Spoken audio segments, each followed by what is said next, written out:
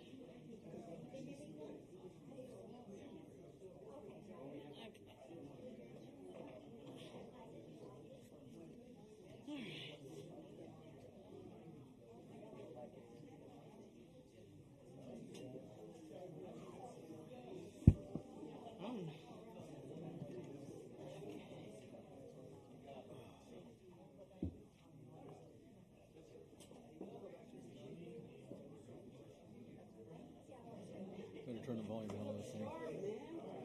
Yeah, I took my volume off.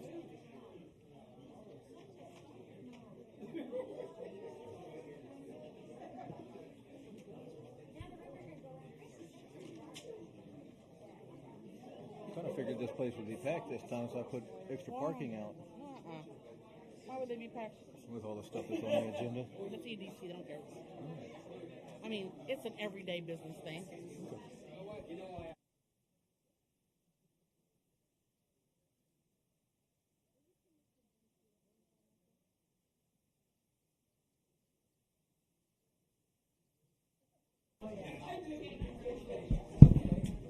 All right.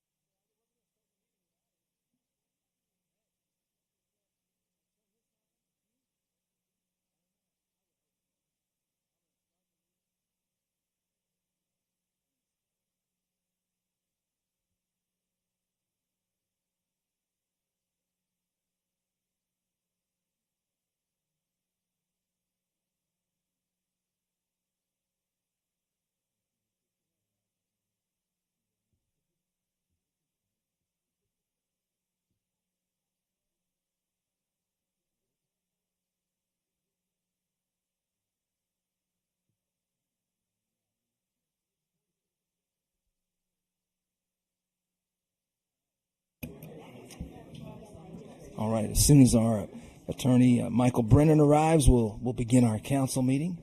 And thank you all for your patience and for coming.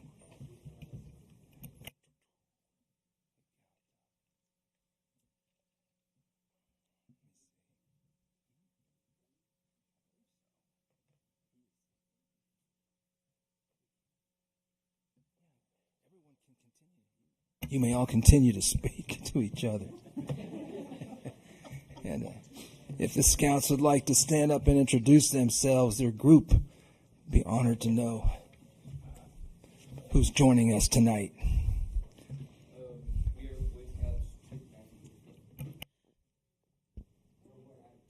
They're from Troop 90, so they came to get to complete one of their badges, and their assistant scoutmaster.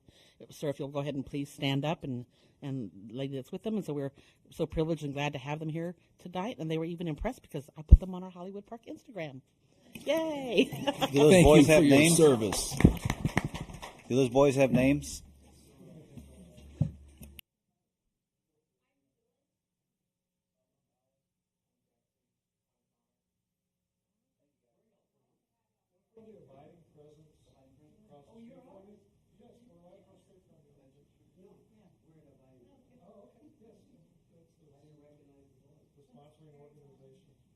There he comes.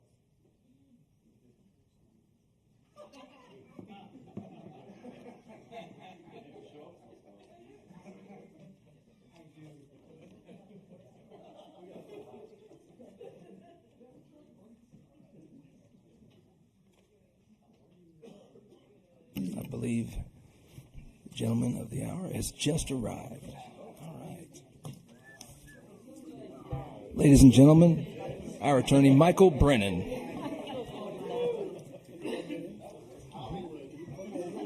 Yeah. That's great. Yes. All right. All right, I'd like to call our meeting to order. It is 7:05 p.m. And for our invocation tonight, Councilman Bailey. Okay. Dear Lord, thank you for allowing us to meet here this evening and hopefully make some great decisions for the town of Hollywood Park. Thank you for giving us the wisdom and the knowledge that we need to make these decisions, and just bless us as we go through this evening and through the rest of our lives. Amen. Amen. All right, well, everybody, please stand for the Pledge of Allegiance. To the flag of the United States of America, and to the republic for which it stands, one nation, under God, indivisible, with liberty and justice for all. All right, we're going to take roll call. All the council members are present, as are the other department officials. And so we'll go down to our presentations. Our first presentation is David Neugebauer. Thank you for joining us, David. Thanks for the invite. President Press, past council person, and I'm pleased to announce that our Voight City project has won a Excellent in Construction Award. So I have here tonight Jason Harmon from Metropolitan Contracting. And please, Gabriel and Sarah, please come forward.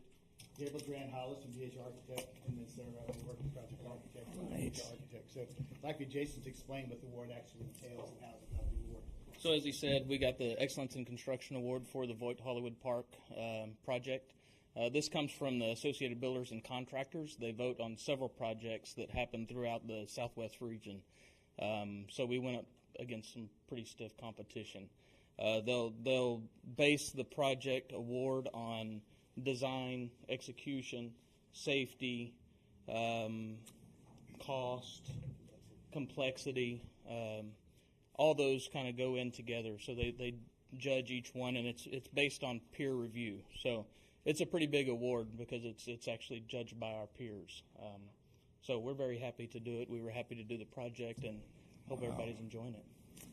Wow. Yes, thank you. This project is intended for the City of Hollywood Park on behalf of the team. So basically, All right. Wow. Thank you very Mayor, much. will you come down? That way we can take pictures. Certainly.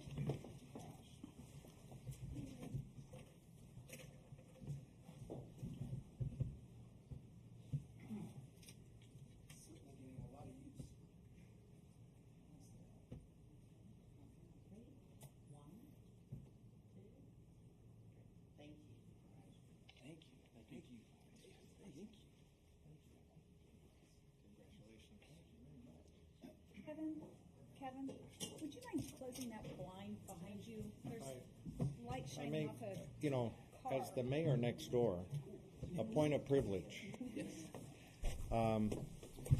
You know, it's hard to do good architecture without having good clients. And so I want to thank the city of Hollywood Park for being supportive of this whole endeavor. It's, we didn't do this to win an award. We did this to serve the community. As you know, I live next door in Hill Country Village, and so I want to thank you for this opportunity, and thank you for this minute to say that. Thank you. Thank you. Thank you.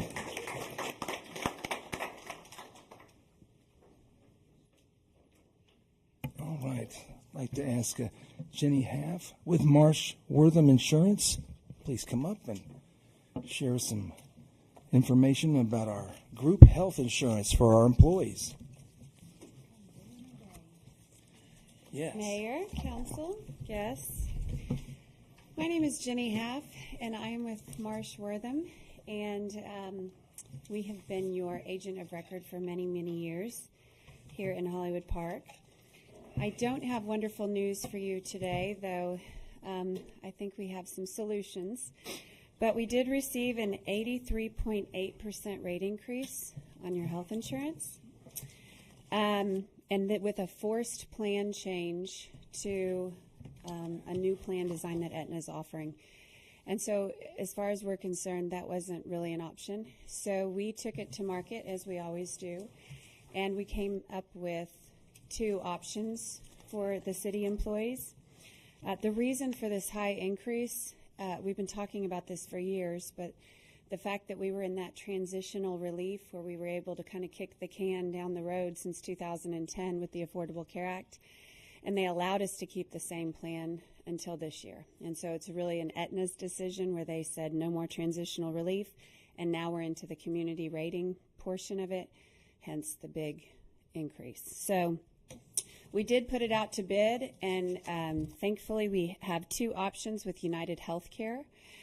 If you'll review, I think you all have the packet, but on option one, it's a very comparable plan to what you currently have, a $3,000 deductible 100% plan like your current Aetna plan.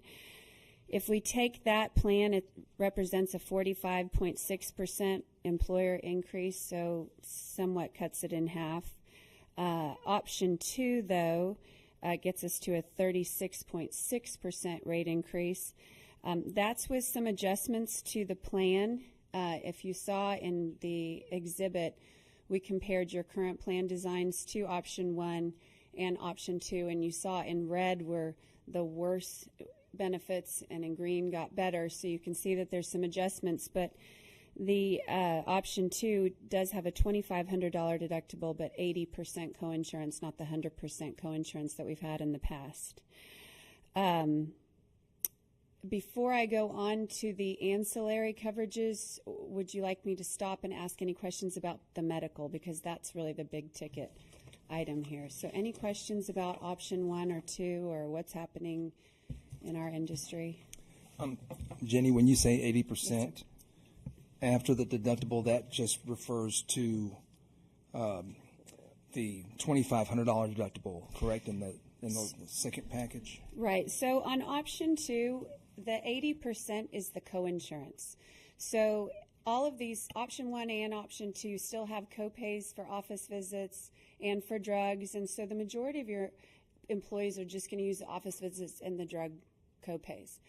However, if they do go into an office setting or have complex imaging, MRIs, CAT scans, PET scans, those types of things, anything in a hospital setting, they will have to satisfy the deductible. And on your past plan, they satisfied the deductible and then it was 100%. On the newer plan, on option two, they satisfy the $2,500 deductible, but then they have 80% coinsurance. The insurance company pays 80%, the employee pays the other 20% to a max out of pocket. And so their current max out of pocket is $3,000, obviously, because it's just their deductible. On option two, the max out of pocket, once their deductible plus their 20% equals $5,500. they're done paying and the insurance company pays at 100%. And that $5,500 also includes any drug copays or office visit copays, so those also accrue towards that out-of-pocket max. It's a better plan than what they've got right now in that they pay zero if they go to their, for a copay, right? So the the great primary. news is with this option 2, there's a zero copay for primary care physicians. So that includes general practice, internal medicine, and pediatricians. They won't have a copay, which is nice. But if they do go to specialists, it used to be a $50 copay, but now it'll be a $100 copay for specialists. Looks like urgent care is $50 instead of $100. That is correct. And virtual visits are Teladoc, which will also be zero copay. So they can call in their cell phone and call in and talk to a doctor and get prescriptions over the phone.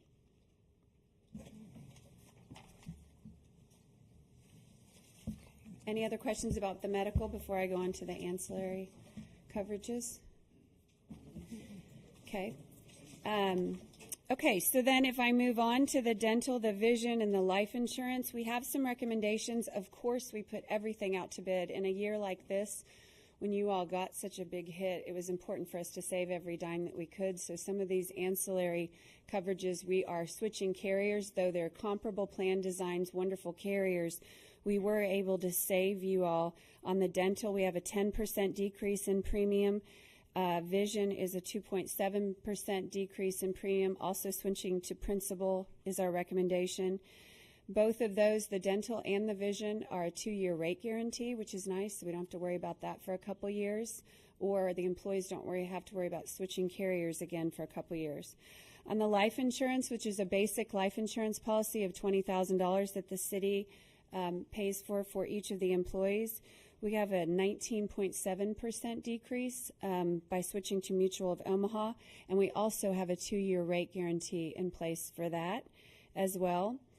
On the voluntary benefits, I need to mention this because we are switching carriers, or our recommendation is on the work side, or voluntary they call it, which is employee paid products and benefits. There's voluntary life insurance. There's voluntary short and long-term disability. There's critical illness and accident. We are also recommending that you place those with Mutual of Omaha, and we've done the analysis, and the majority of the employees will pay less than AFLAC. And so they're also able to keep their AFLAC, but billed to their homes if they're interested. But they will have a new option through Mutual of Omaha for new benefits that are lower cost to them. So on the executive summary, you'll see at the bottom, it's the total employer contribution. Option 1, with the total employer contribution as it stands today, is $304,298. Option 2 is $286,138. So I'll just need a decision if you all want to elect option 1 or option 2 moving forward. For October 1st is when this all goes into effect.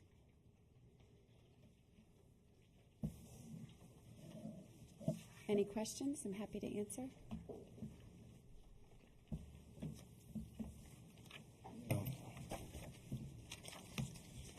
From what I'm looking at, it looks like the second option has the most benefit from what I'm seeing. Any other comments? I think it's difficult to sustain the increases that we're getting every single year. Yeah. And I forgot what you told me, how much we'd gone up like in the last 3 years, and it's frightening. So I would suggest that we go with option 2, which is still a 36% increase, 36.5% increase. Yeah. And then I would agree with all the other ones that you've set out here. Is this across the board? I mean, this is just the nature of the beast now? So it is the nature of the beast for any employer groups that are 2 employees to 50 employees. That's who's getting hit the hardest. That's that community rating. Back in the day, I've been doing this for 23 years, and back in the day, we used to be able to negotiate for our small employer groups, and we'd get rates from all these different carriers and be able to negotiate. And now what happened in 2010 is when it switched to community rating is the rates are the rates. So we can't negotiate. So as soon as this transitional relief happens for all carriers, it happened with Aetna first. It's soon to follow with Humana and United and Blue Cross, we think, next year. But we foresee this happening to the majority of our clients. We have seen it just with Aetna this year, and it's ugly. So yes is the answer. Do you have any thoughts how this is going to be next year and the following year? It's just going to get worse and worse, huh? I can't answer that for you. If I had a crystal ball, I wish I could. It's hard to say. People ask me that all the time, like, is there any way to forecast?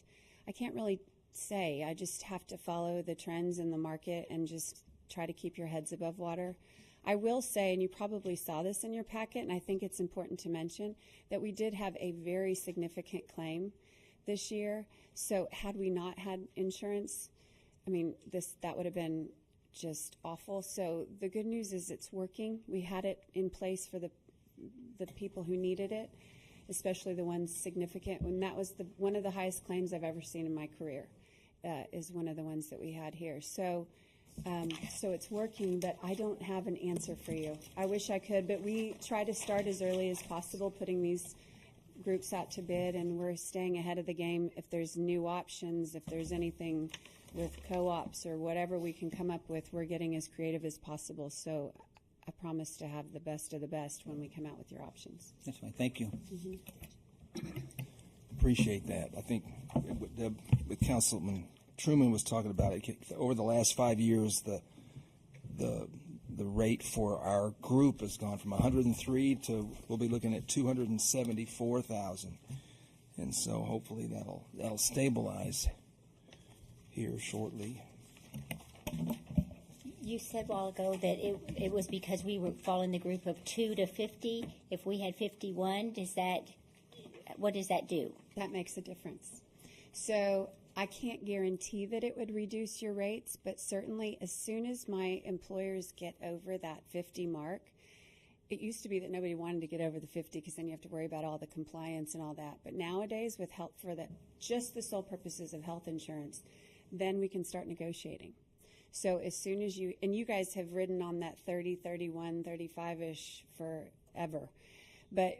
And so I don't know if you'll ever get to that over 50, but as soon as you do, then we put it back out to bid, and it's a totally different market, and then we're able to negotiate rates, and I can put United against Blue Cross and Humana against Aetna and say, hey, this is what we're looking at, and negotiate the lowest cost possible, because then it's just a different negotiating type atmosphere, and so the answer is it could definitely affect your rates. And it has to be 50 employees, not 50 people insured, meaning like family members or something. I just need 50 full-time eligible employees. Okay, thank you. What do we currently have, Janice? I was just telling Kelly, right now we have about 47 or 48 employees full-time. We've got about 43, 44. Still a long way off for full-time. Right. Especially when we're fully staffed. Thank you. You have a not very fun job, do you?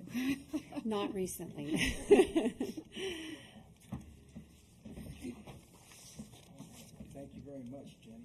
Thank you, Jenny. Appreciate that. And all right, we'll go now to our announcements and reports. We go to the fire department. Chief Patrico.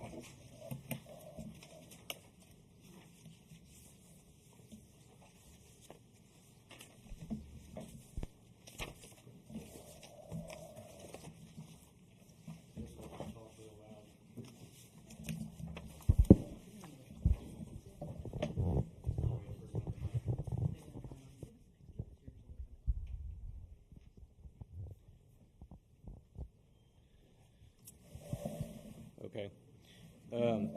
Fire department, for the month of July, we had 63 calls for service. 20 of them were EMS calls, 37 fire alarms, 2 structure fires, 1 assist the public, and 2 down power lines. Also, our ladder truck was put back in service a few weeks ago. Everything passed, so we're up and running with that. Any questions? Thank you. All right. All right, Chief Pritchard is going to hit the lights. Good evening, and happy to those parents whose children went back to school this week. I know mine did, so my wife's doing the happy dance at home right now.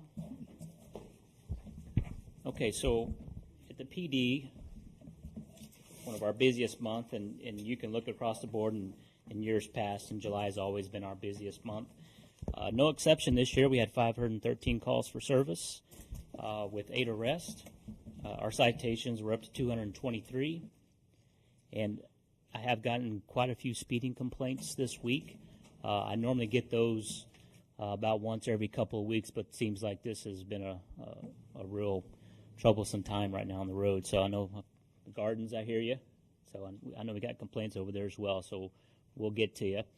We're still having a problem with vehicle burglaries, and this time of year, you know, it's fairly common that we get these, but the last couple of months we've been hit pretty hard. And it kind of goes back to what we were talking about last council meeting. You know, these vehicles, they're not being broken into, they're just simply being gotten into, right? So they're unlocked, and folks are leaving some valuables. So one individual lost a firearm, which is concerning. I do like the one, though, on Sky Forest. They got into it, and they just got some loose change. I'll take that all day. So that wasn't a real big deal, so we'll take it. But so I'm just going to urge you one more time, if you leave your vehicle unlocked, just make sure you take your valuables inside, because right now it's that time of year. They are out in force, and it's not just Hollywood Park. If I was to show you the crime map of this area, it's unbelievable. It looks like a shotgun blast. If you pull it up on San Antonio's webpage, it's unbelievable, the car burglars we have on the north side. So there's a little bubble around Hollywood Park, and I'm proud to say it. We're in the single digits. But in the Stone Oak area, at the Rim, it's unbelievable how many cars get broken into. So don't leave valuables in your vehicle if you're out shopping. Okay, so we all seen this. This was our post box over there by Walk-Ons and Roadhouse. And we talked to the postal inspectors, and this is kind of the new norm. These boxes were once kind of sacred ground. Nobody really messed with them. Well, some guy decided he's going to start doing that, and now we're seeing a big rash of these.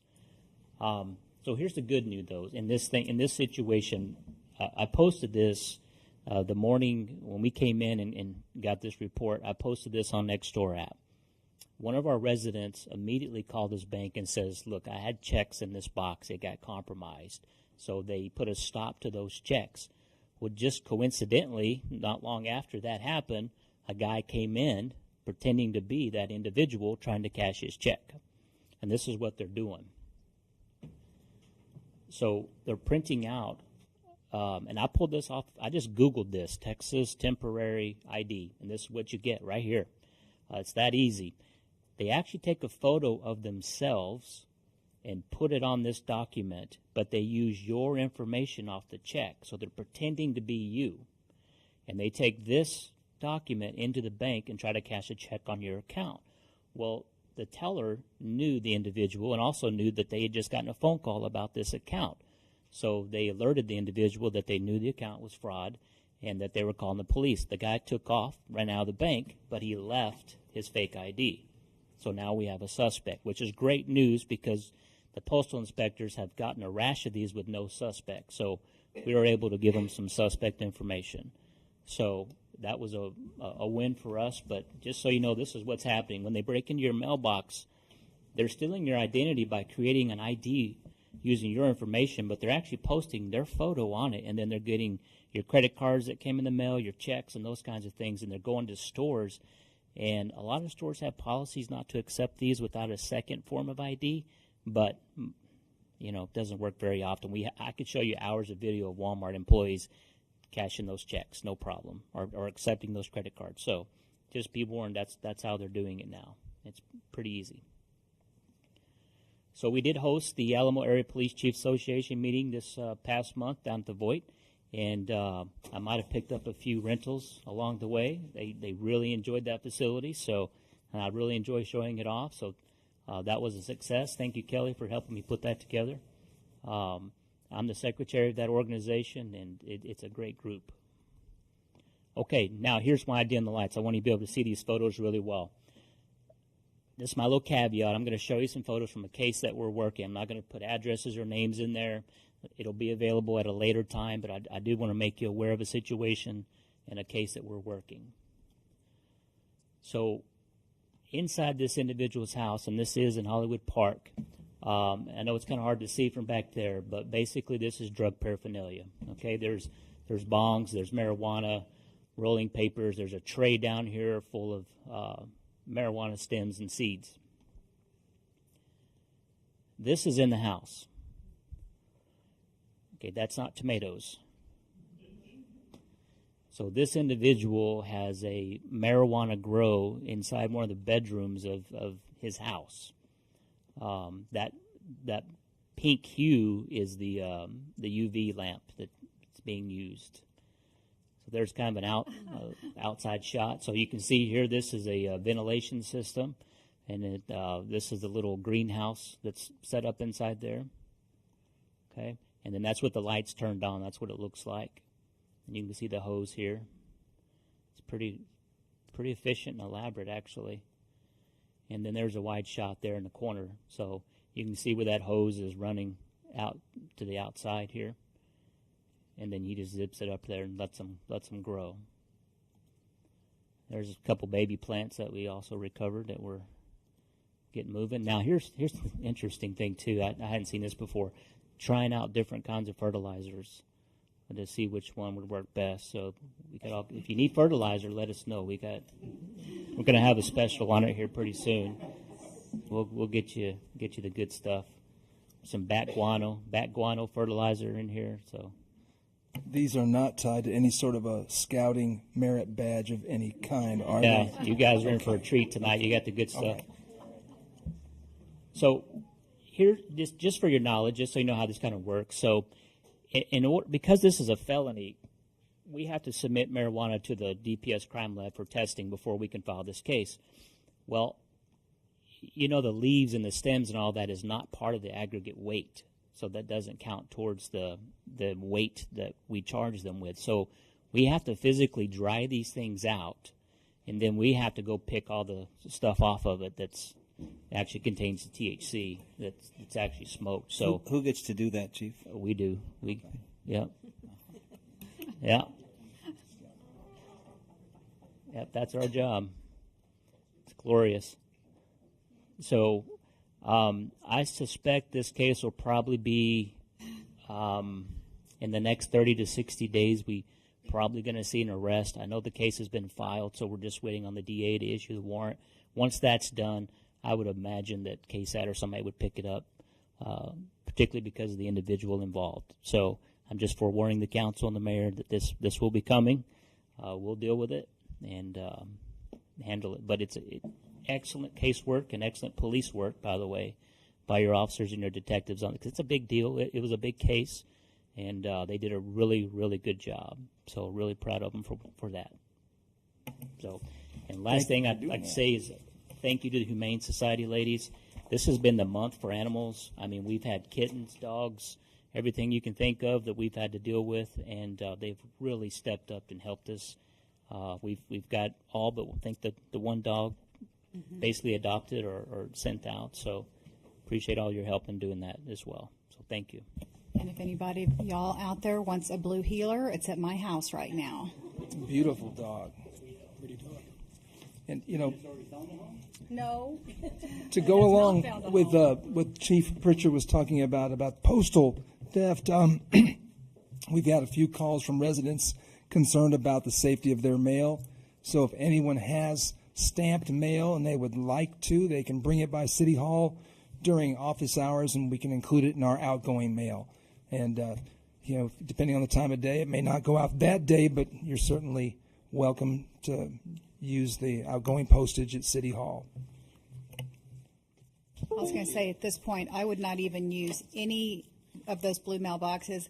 I went to the post office on Henderson Pass, I guess yesterday, to drop off ones, because I used to use the one on Pantheon Way, and went inside and put it in, and there were notices on their mailboxes inside saying every one of the boxes outside has been vandalized, and saying, if you put mail in there, call your bank. So not even the ones at the post office are safe. Quick follow-up on that.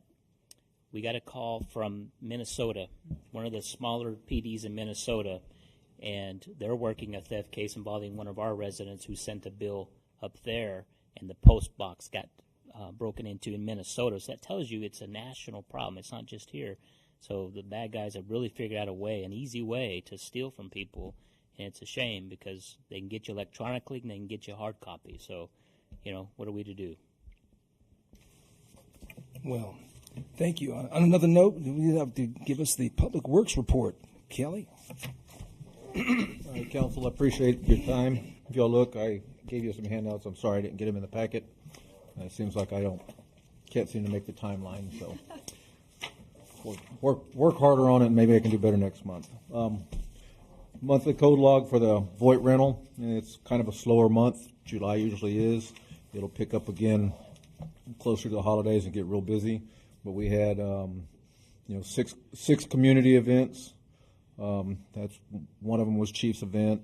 Mayor had an event. Holly had a couple events. And we had one residential rental and two non-residential rentals. No problems there. Everything went real smooth. We didn't have any damage. So everything's going real well there. And then for the code, if you see the numbers have gone kind of down on code, we actually have a new code guy who started 2 weeks ago. He was going to be here today, but he had a family emergency. So I told him to take care of his family. But you'll see the numbers come way up.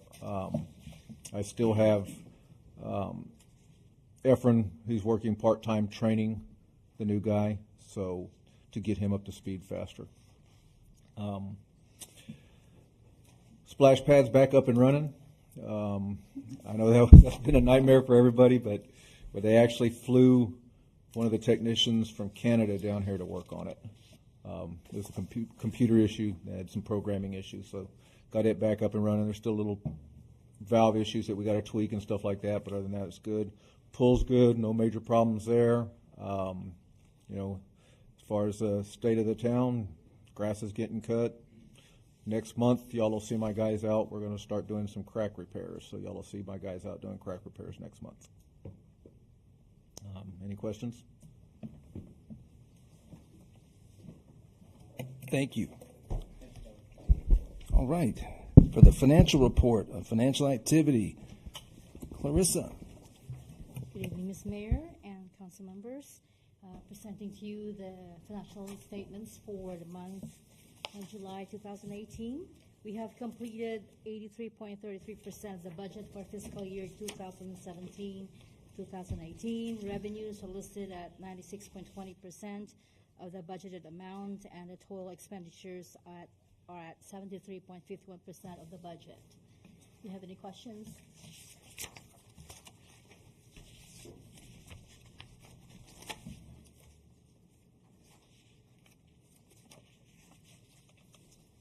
I don't. Do any of you?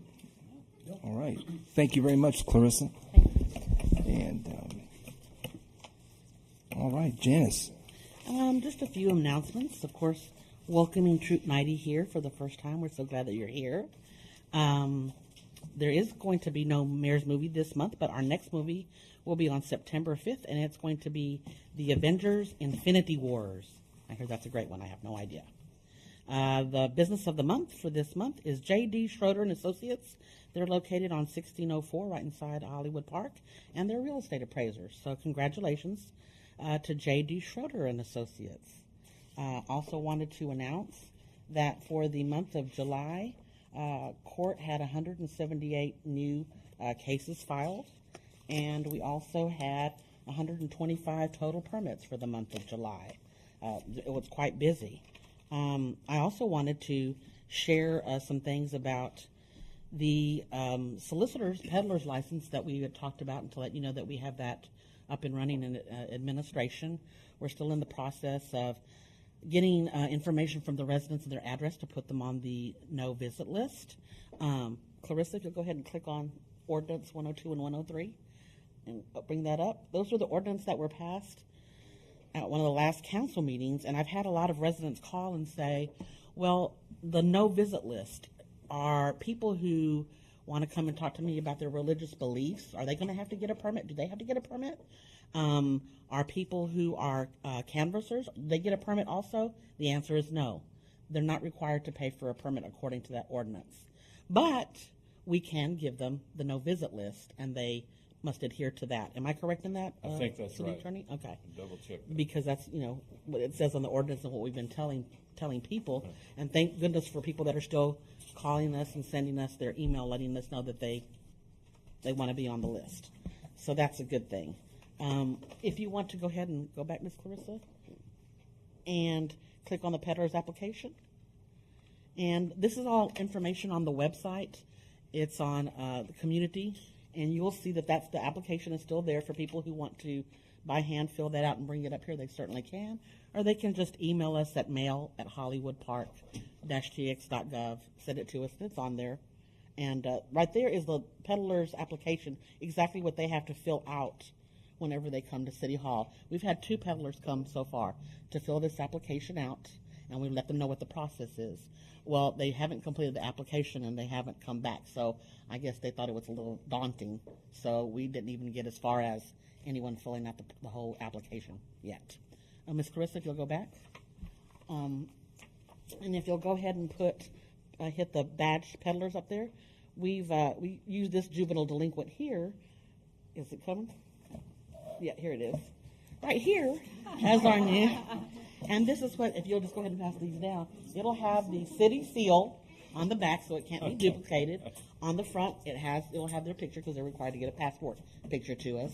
And they will use a lanyard or whatever. We have all the information for them to be on there. We have a number that we will be giving them and so forth. So we're prepared for anybody to start coming with our peddler's license. So the police department is also prepared to run the background checks and so forth. So we're waiting for our first peddler to come. So hasn't come yet and done the whole thing completely through.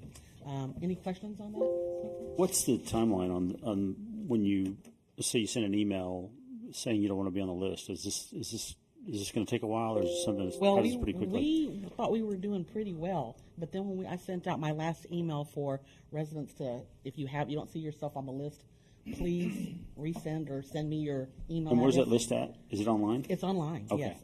So it's all up. So what we're trying to do is update it every day in the morning, and then put the new date. Constantly have a new list going every day, and it'll be on the website. Okay, good. Another last thing that I had to go ahead and let everybody know is we will be having our 2 meetings on the public hearings about the proposed tax rate. So I just have to say this for clarity and legally. The tax rate of 0.510081 per $100 valuation has been proposed for adoption by the governing body of the town of Hollywood Park. This rate exceeds the lower of the effective or rollback tax rate, and the state law requires that 2 public hearings be held by the governing body before adopting the proposed tax rate. So the proposed tax rate is 0.510081 per $100. The preceding year's tax rate is 0.510081 per $100. The effective tax rate is 0.497038 per $100. And the rollback tax rate is 0.572729 per $100. The first hearing will be August 27th, 2018, 7 p.m. here at City Hall. The second hearing will be September 4th, 2018, 7 p.m. here at City Hall. It is posted on the website, and I also will be sending a Get Connected to everybody to remind everyone. The council cannot speak at these meetings, but it's a chance for residents to come and view their opinion and say what they would like to about the tax rate. And that's all. Janice, did you say that the September movie night, did you say September? Yes, sir, September. It's September 5th. All right, that's a Wednesday, I think. Is that a Wednesday? Yeah. Okay, maybe I have the date wrong. It But I do know typically- it's the Avengers Infinity Wars. I got that part right. I know It's that. the third weekend in I'll the check month. to make sure. Yeah, I probably do have The that wrong. 15th? Because that Okay. sounds very early. Yeah. Okay, all right. Thank you very much. Thank you. All right. I have a quick question. Janice, Yes, on ma'am. that, I started walking the neighborhood with the forms that y'all had to fill out, and a lot of people were confused because they got the little no solicitors from Debbie, and so they thought, well, then they wouldn't have it. And I said, well, I got them to fill out the form if they did not want the solicitor to come. So what is the situation if they don't know to get the form, if they're not on the email list, but they do have the no solicitor? When they're going to be on the list where they can go to that house. So how does that work? You mean if they have a no solicitor sign on their yard? Yes, if they have the no solicitor sign at their doorbell. But they're not they've necessarily on the not- list. Yeah, they've not signed anything to be. I put leave on- that to the legal here. What do you think? Both systems work or are included in the ordinance. You can either have a sign or be on the no visit list, or both if you want. But if you have the sign just on your door, then they'll walk all the way up to your door. Whereas if you're on the list, they know not to even go on your property. So they probably need both. People don't have email, Yeah, so they don't know. So that's why I started walking. yeah. And we appreciate that, Ms. Delaney, because we got a lot of forms because of you. But thank you. Thank you, Councilman Hall. This leads us nicely into our section for the city attorney to offer any matter not posted on the agenda. I'll save mine for the executive session, Mayor. All right, thank you. All right, now it's my turn. I want to say it's been a busy month and a lot's transpired. I think working with the EDC on making a lot of progress and improvements for the fire department, police department, the court, our court department, and the admin department. And I appreciate all their help.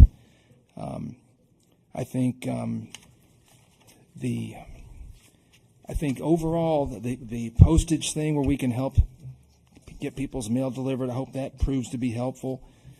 We have some exciting opportunities to talk about regarding our pool and community center and increasing the use of it for residents year round. Share details with you tonight. And I think that's what I've got to share. All right. Now, if we go now to the consent agenda and the minutes of the regular council meeting on July 17th. Any comment or anything to say from the council?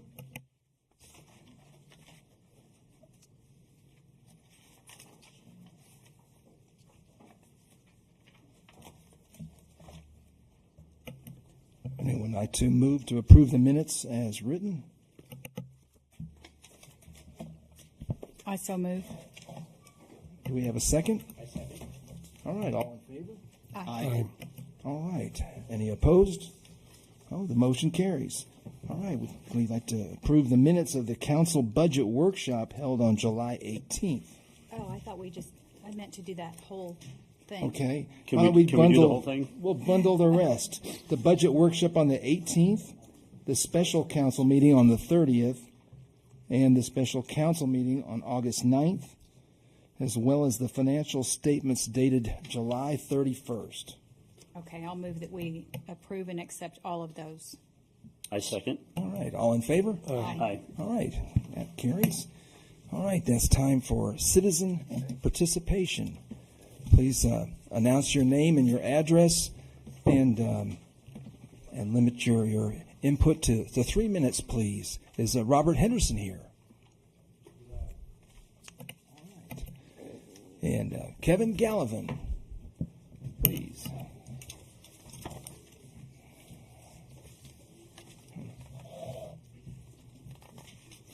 Hello, everybody on the council and Mayor Murphy. I want to make this quick. My name is Kevin Gallivan. Sorry, I just thought everybody knew me, right? Kevin Gallivan, 201 Sagecrest, here in the park. I've been here 12 years and enjoyed every minute of it. I know Mr. Mayor Murphy gave me the solar park heating. I think that's great. opportunity for Hollywood Park. But in the meantime, and I know I've talked to the city council about this, is that Northeast Independent School District is still looking for water for about 560 kids.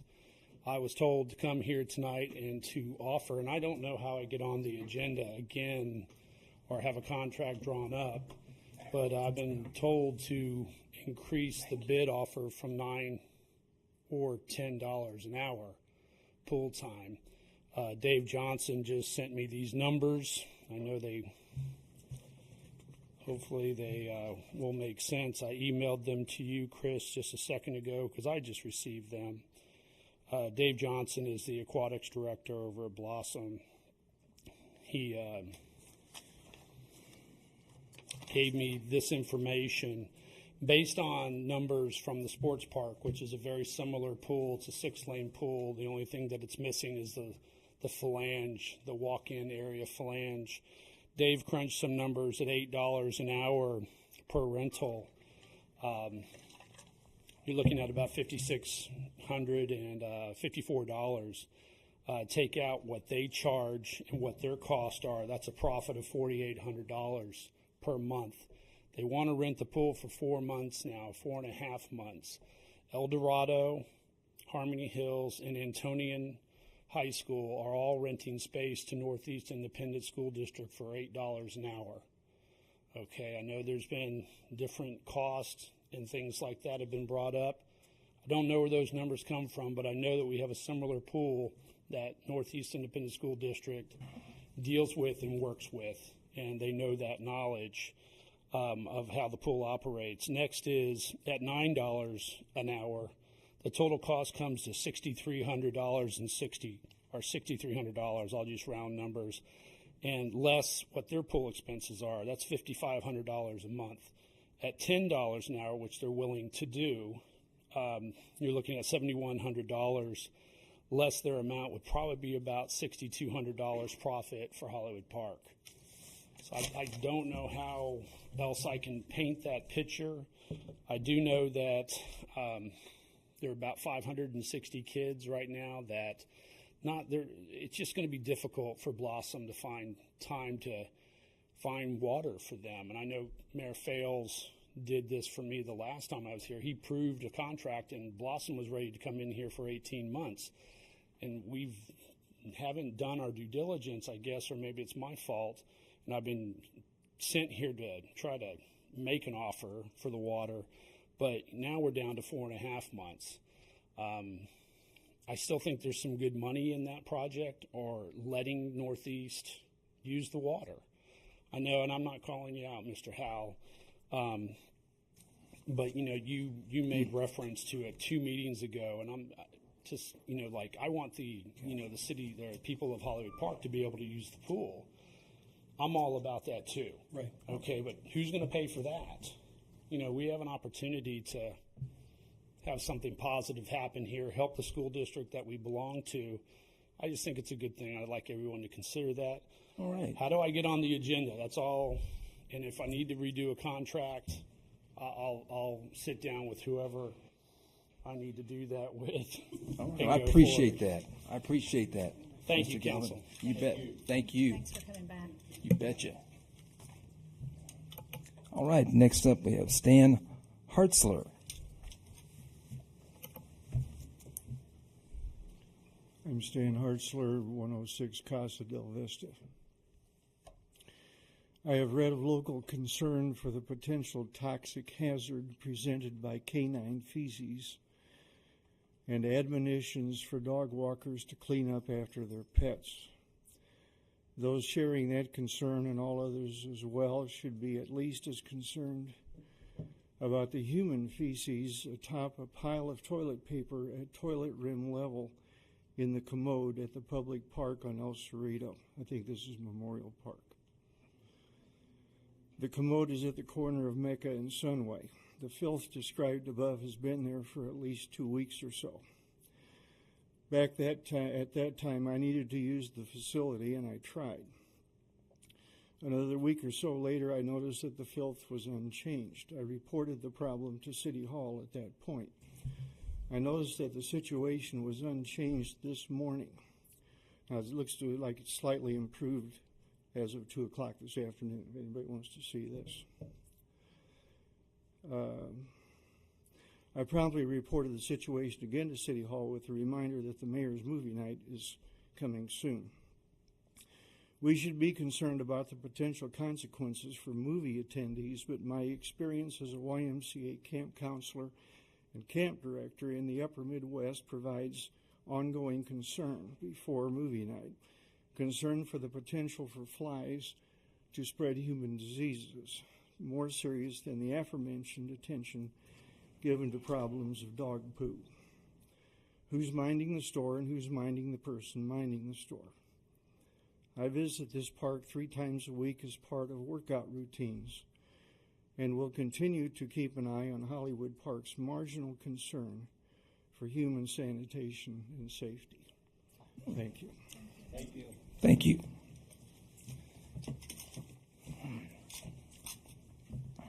All right. Mike Drury.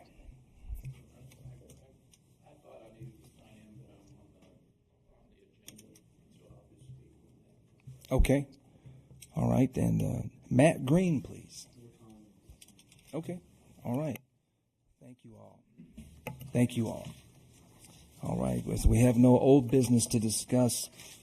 We'll go into new business now and to take possible action to approve the renewal of the insurance policy for the upcoming fiscal year for the Town of Hollywood Park employees.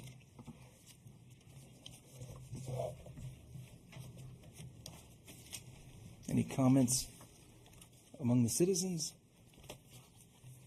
or the council? I would again just suggest we go with option 2. I would agree. That's probably going to be the best thing. All right. Would someone like to make a motion or move to approve that? I move that we approve the renewal of the insurance policy for fiscal year 2018-2019 for the Town of Hollywood Park employees. Do we have a second? Do we have to specify option 2? Be better that option 2. Yeah. Oh, option 2. Okay. Second. All right. All those in favor? Aye. All right. Motion carries. All right. Thank you. I'd like to. Before we go out, Mayor, just to make it clear, does that also contain the option to go with the Thank You Mutual of Omaha? And Yeah, everything else that she proposed. Okay. Thank you. Right? Yes. Yeah. Thank you, Janice. That would be the vision, the dental, and the other. Thank you, Mayor. Yes, thank you. And all right, now we'd like to discuss, take possible action, renew the following EDC board members for 2 years: Scott Boynton, Ben Henderson, Judy Chudnow, and Scott Fairmont. Would any of those people like to step up and speak, or any citizen comments? All right. Any comments from the council?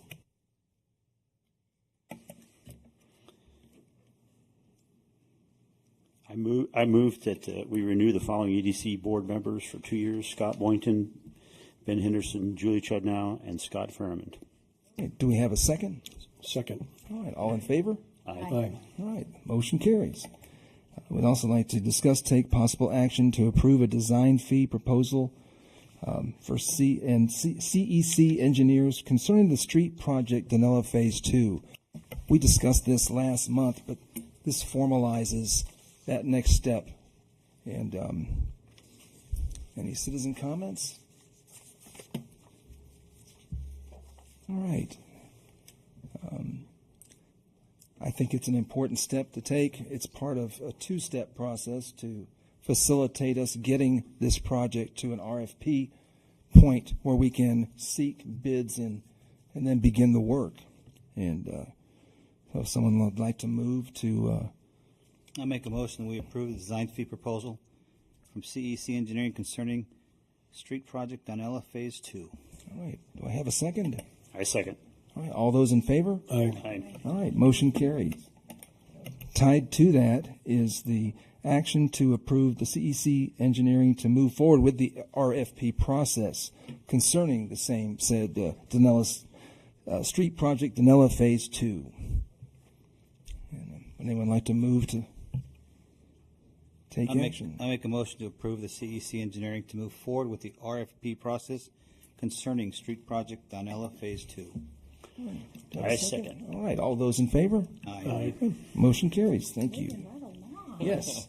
Now, the next item is to discuss take possible action to transfer $80,000 from the Capital Expense Reserve General Fund, line item number 100-519890, to the Capital Projects Fund, account number 7500-36544 for the current fiscal year, and consider an amount to be reflected in the proposed upcoming budget year.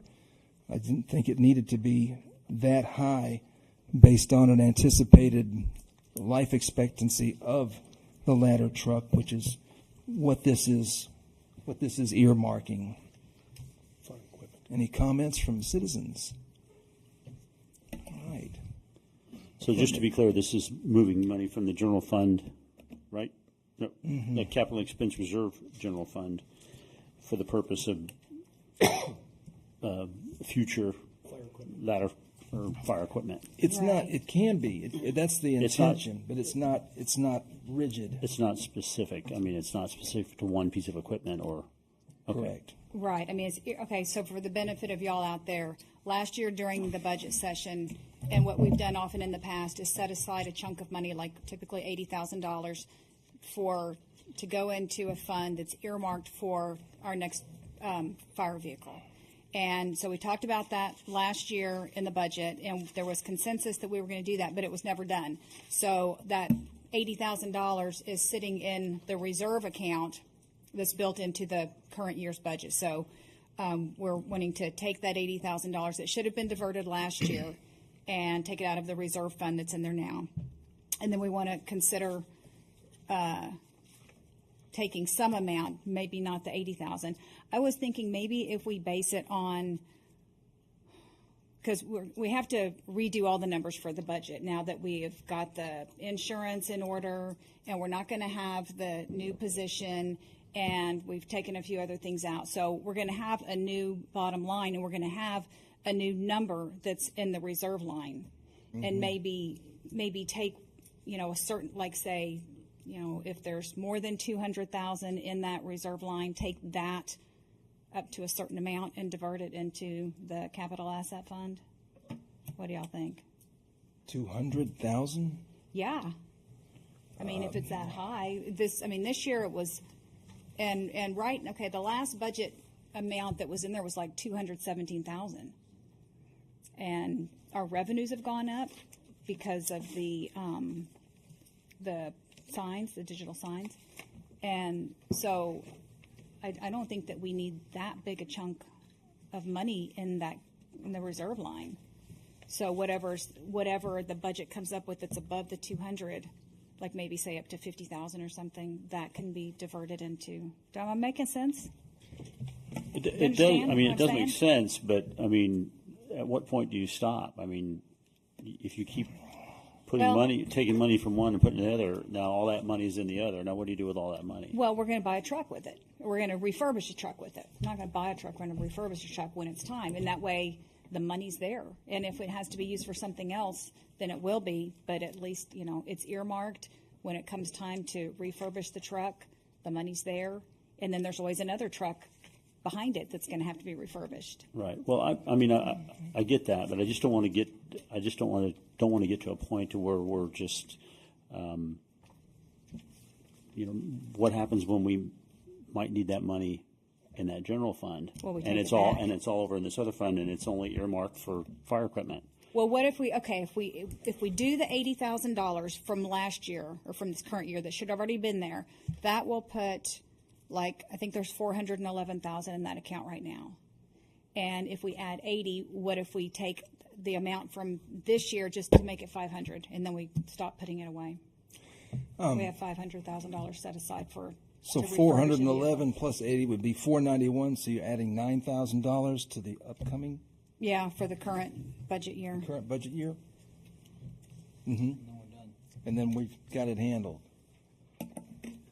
I mean, I can agree with that. I don't think that's an issue. I just don't want it to get, too heavy on one side and too light on another, and because things happen, whether the truck breaks down or we need something else for the town of Hollywood Park. And again, it's not a dedicated fund. It's Right. an earmarked fund. It can be spent on anything we want it to be, but it's earmarked for fire vehicle. Okay.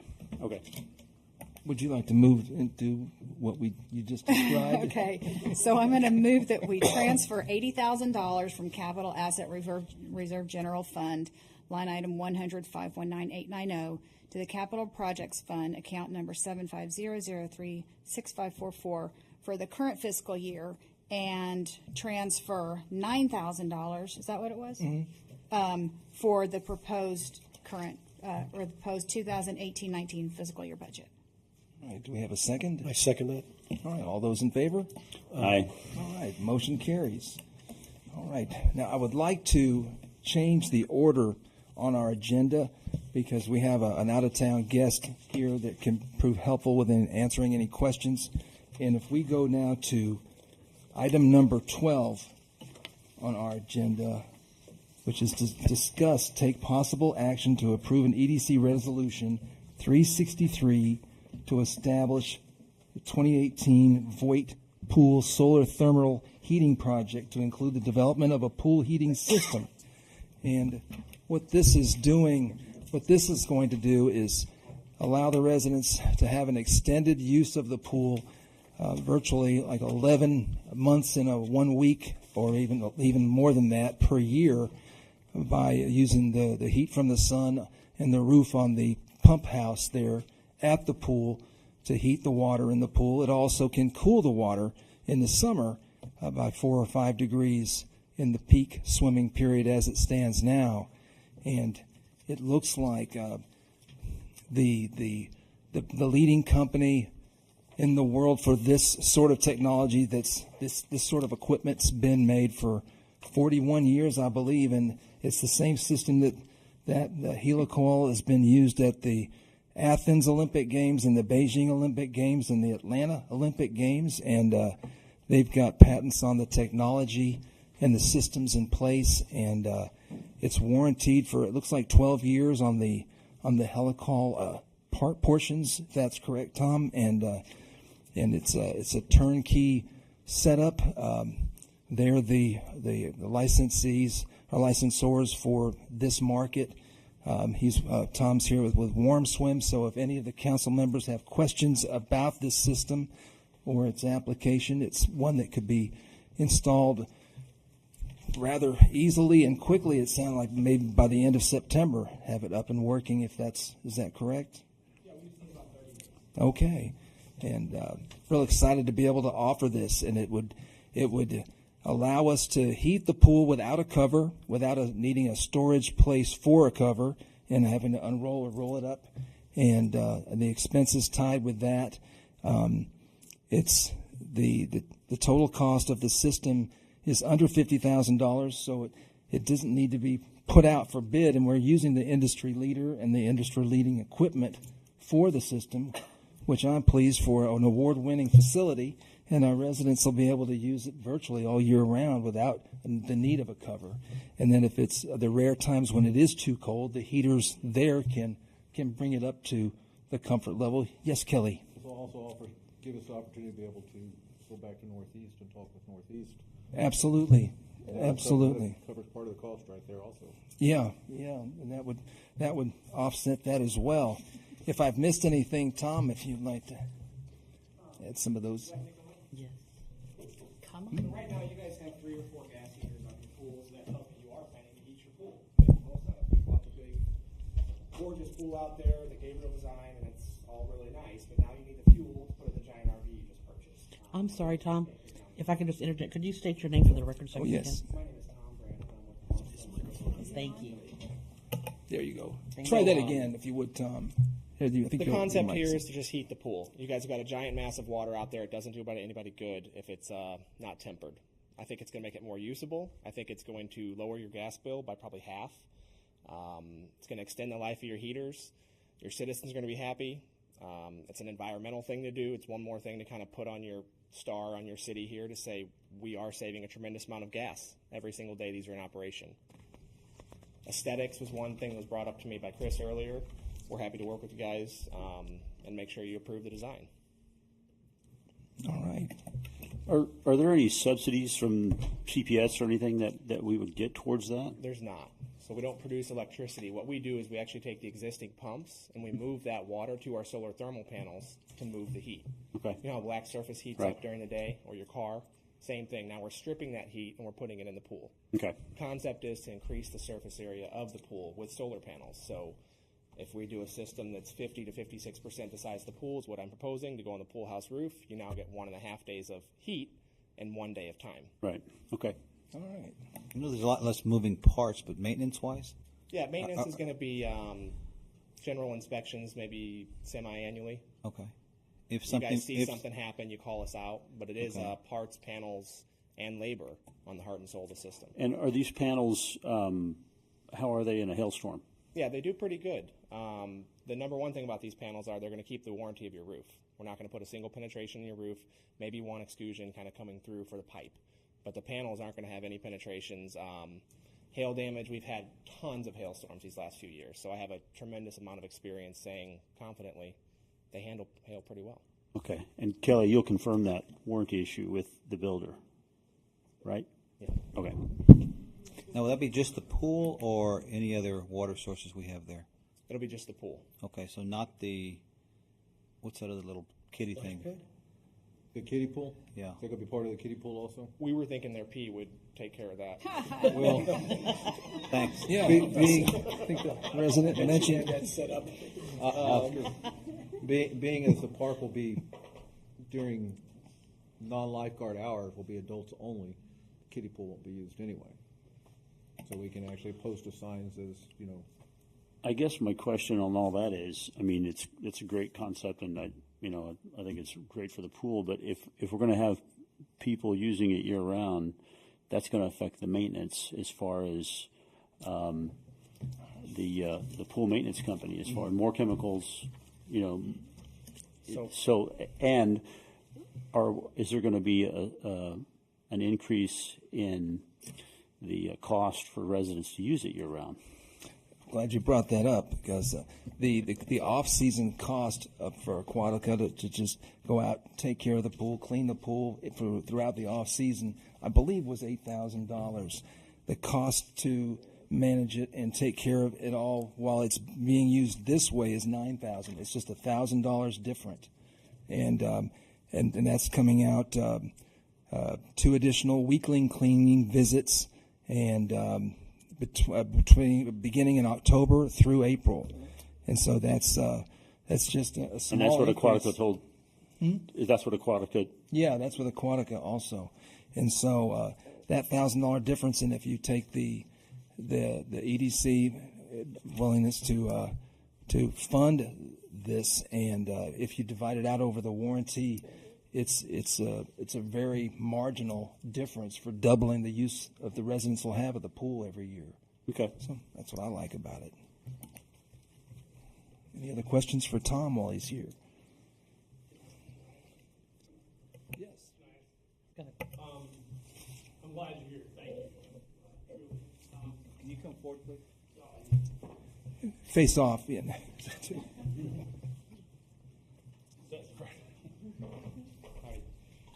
I would like to know. My name's Kevin Gallivan. I'm sorry. I'm just kidding. My name's Kevin Gallivan, 201 Sagecrest. Explain to me, we have 4 heaters, do we not, right now? That is correct.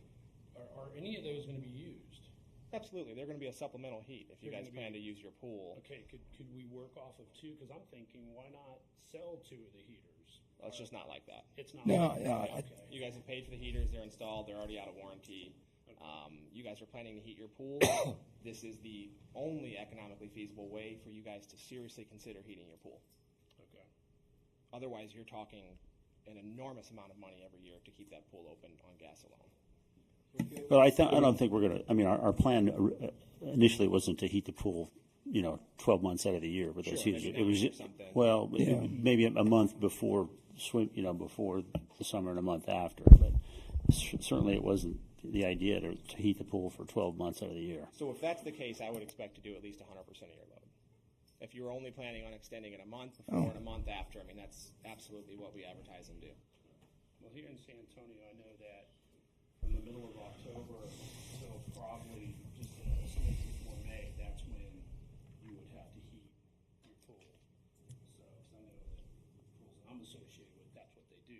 Year round, it's just water aeration to keep it cool. I think it's a great idea that the pool have less temperature too. Sure. That's about 4 or 5 degrees. That's great. Absolutely. Yeah, the cooling process is not as effective as the heating. Right now, your residents might be jumping in 72-degree water and saying, hey, it's swim season. Well, in reality, they want to jump into 78 to 85-degree water. So swim season gets a lot more fun, a lot more comfortable. You guys are using the pool. Health of the community goes up. That's my thoughts. All right. Kevin, just to expand on the question that you asked, the council will understand. We have 4 heaters. With the solar panels, or the solar heaters put in, I don't have to run all 4 heaters. I run 2 heaters, I got 2 as backup, so if one goes down, it's very easy and more cost effective to be able to just switch to another heater. If you need it at all, yeah. If it's, yeah. And we'll extend the life cycle of those heaters because they're firing less, they have less calcification, so they're running, let's say half the time. Thank you. Thanks, guys. Thank you.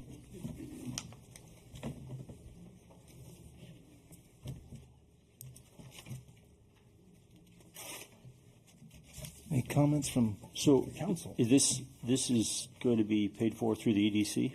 Correct. Okay. Whatever it is, the $47,000 and whatever. Correct. Okay. Okay. Yeah. That includes everything. Mm-hmm. And how long is the warranty again? It's a 10-year warranty on the panels. I provide a 2-year on, let's say, the piping or maybe there's a little actuator down there.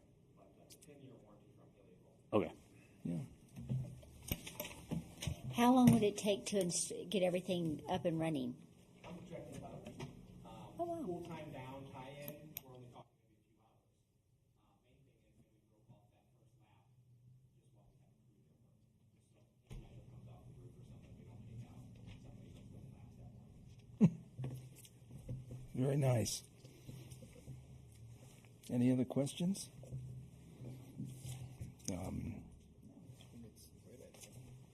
Well, anyone like to move to approve the EDC resolution number 363? Do y'all think it's a good idea? You do? You too? Okay. Yeah, I agree. Okay, so I've lost my place on here. 12. Number 12. Okay, well, I move to approve EDC Resolution 363 to establish the 2018 Voight Pool Solar Thermal Heating Project to include the development of a pool heating system. Okay. Anyone like to second? I second. All right, all those in favor? Aye. Aye. All right, motion carries. Thank you. All right, thank you, Tom. Appreciate it. Now we're going to get back.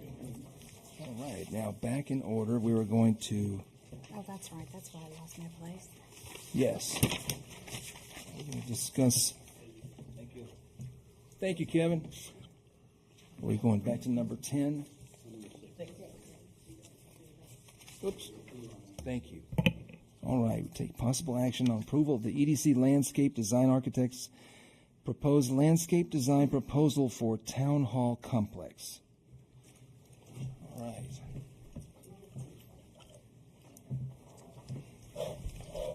I'm Mike Drury from 126 Tiger Tail, and kind of to give you a quick background on this request and really a bunch of these requests.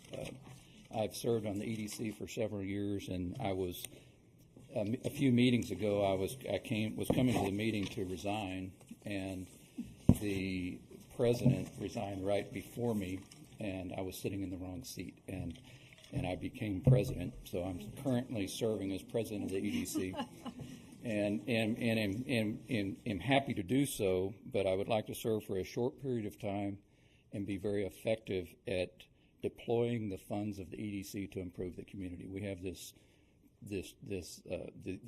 funds that I've just sat there over the years and just watched them accumulate. We get about $150,000 a year, and we're really not doing anything. And so so my goal is to change that, and so these meetings will get a little bit longer, but I think if we hustle, we can kind of get through some things. The first thing I did is I engaged a landscape architect to look at the entrances of Hollywood Park, and they've done that. But in their proposal, I asked them to kind of do kind of a once-over of the City Hall property, look at Memorial Park to see if there's any innovative improvements to that. The same thing with the Voigt Park, which I know it's a new facility, but there's some refinements that you'll kind of hear about. And then the Pocket Park is kind of an unused piece of real estate that we have in the city.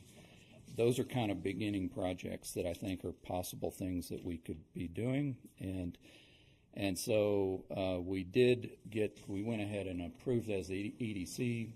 We approved all these services, but we outran our $10,000 limit.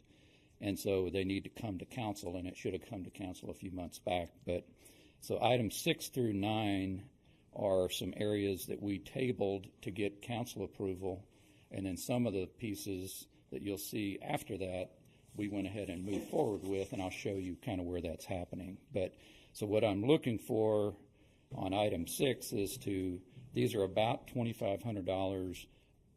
I'm looking for a not to exceed $2,500 fee amount for each of those areas to develop concepts to improve. I don't know that we really need it on Voigt Park, but there's a few things I'd like to engage them to do down there, but it won't be $2,500. So, but their proposal was $2,500 for each of a whole list of things, and so that's for our concepts and kind of design phase of these projects. So that's what I'm looking for tonight is items 6, 7, 8 and 9 to get the landscape architect, the EDC approved engagement for those design services. Okay. And I'm going to stay up here because there's others, and I'll just kind of, what I'd like to do is just go to the EDC ones and just keep on moving if we could. So you're asking for the $2,500 for all 4 of those projects to get an architect to draw up some designs. Is that right? And you'll see, what we could do if you want to table that, we could move over to the Donella and the Mecca, and you can kind of see where that's gone and kind of where we stand on those, because we're actually looking for construction approval on those projects. So let me give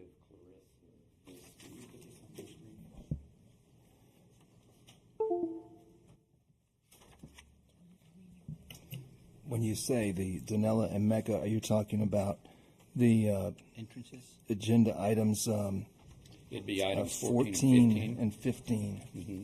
Okay. Mayor, if you don't mind, if we bounce around a little bit on your agenda, could we go to 14 and talk about Donella? And so let's go back to back up one.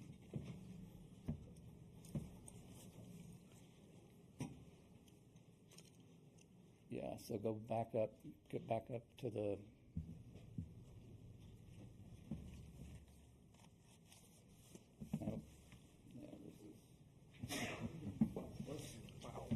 this much. Go back to the very list. Is that what you plugged in? That's the flash drive.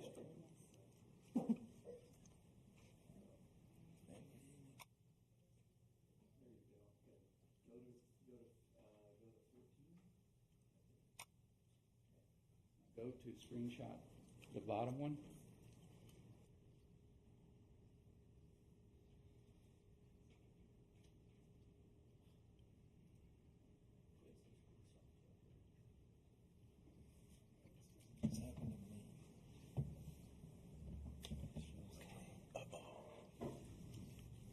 I think I'm going to invite y'all to the office and we'll just do it there. If that's okay.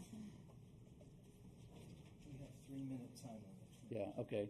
So this is the Donella entrance. The sign that was there was the sign that was there for 100 years, and then some stone was put on it. And I appreciate the group that did the stone, and I have some ideas for that group redeploying stone. But the idea is to do something that's a little more scale appropriate, that kind of engages that whole corner, and it's an area full of utilities, and so these stone butter sticks are pretty popular. You see them around town. We have a bunch of them at Triangle Park. The idea is you can put them in an area, do the landscape, and then if they ever have a utility improvement to do in that area, you can move them with that. There's no foundations required. So the idea, and this is a fully matured landscape. It wouldn't look like this initially, but the idea is to actually do a more intensive landscape on both sides of the intersection at the main gateway entrances.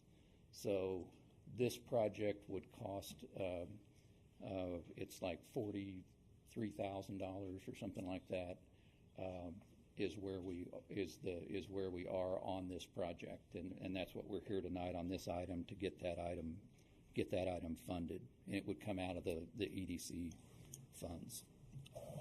Would it be 43,000 for both sides or just one side? It would be for both sides. Yeah. Yeah, and go back, please, go to the top one, and that's this comes up faster than the last one. And Mike, is that? This is the extents. So there's the 281, and it's both sides of the street. And I'd need to go sit down with both property owners. It is easement property. I've been in conversation. We have to get TxDOT approval on this, and I'm in conversation with TxDOT already on that. Yeah, this really isn't our property. And we have the same thing happening we had a project they designed the Voight entrance off of 1604, and they designed it where the little sign is now. But what I've done is gone to Diamond or Circle K. I'm in discussions with them, trying to get them to let us do the main corner out there. And so I'm just trying to get the main entrances a little more defined coming into the neighborhood. Yeah. So.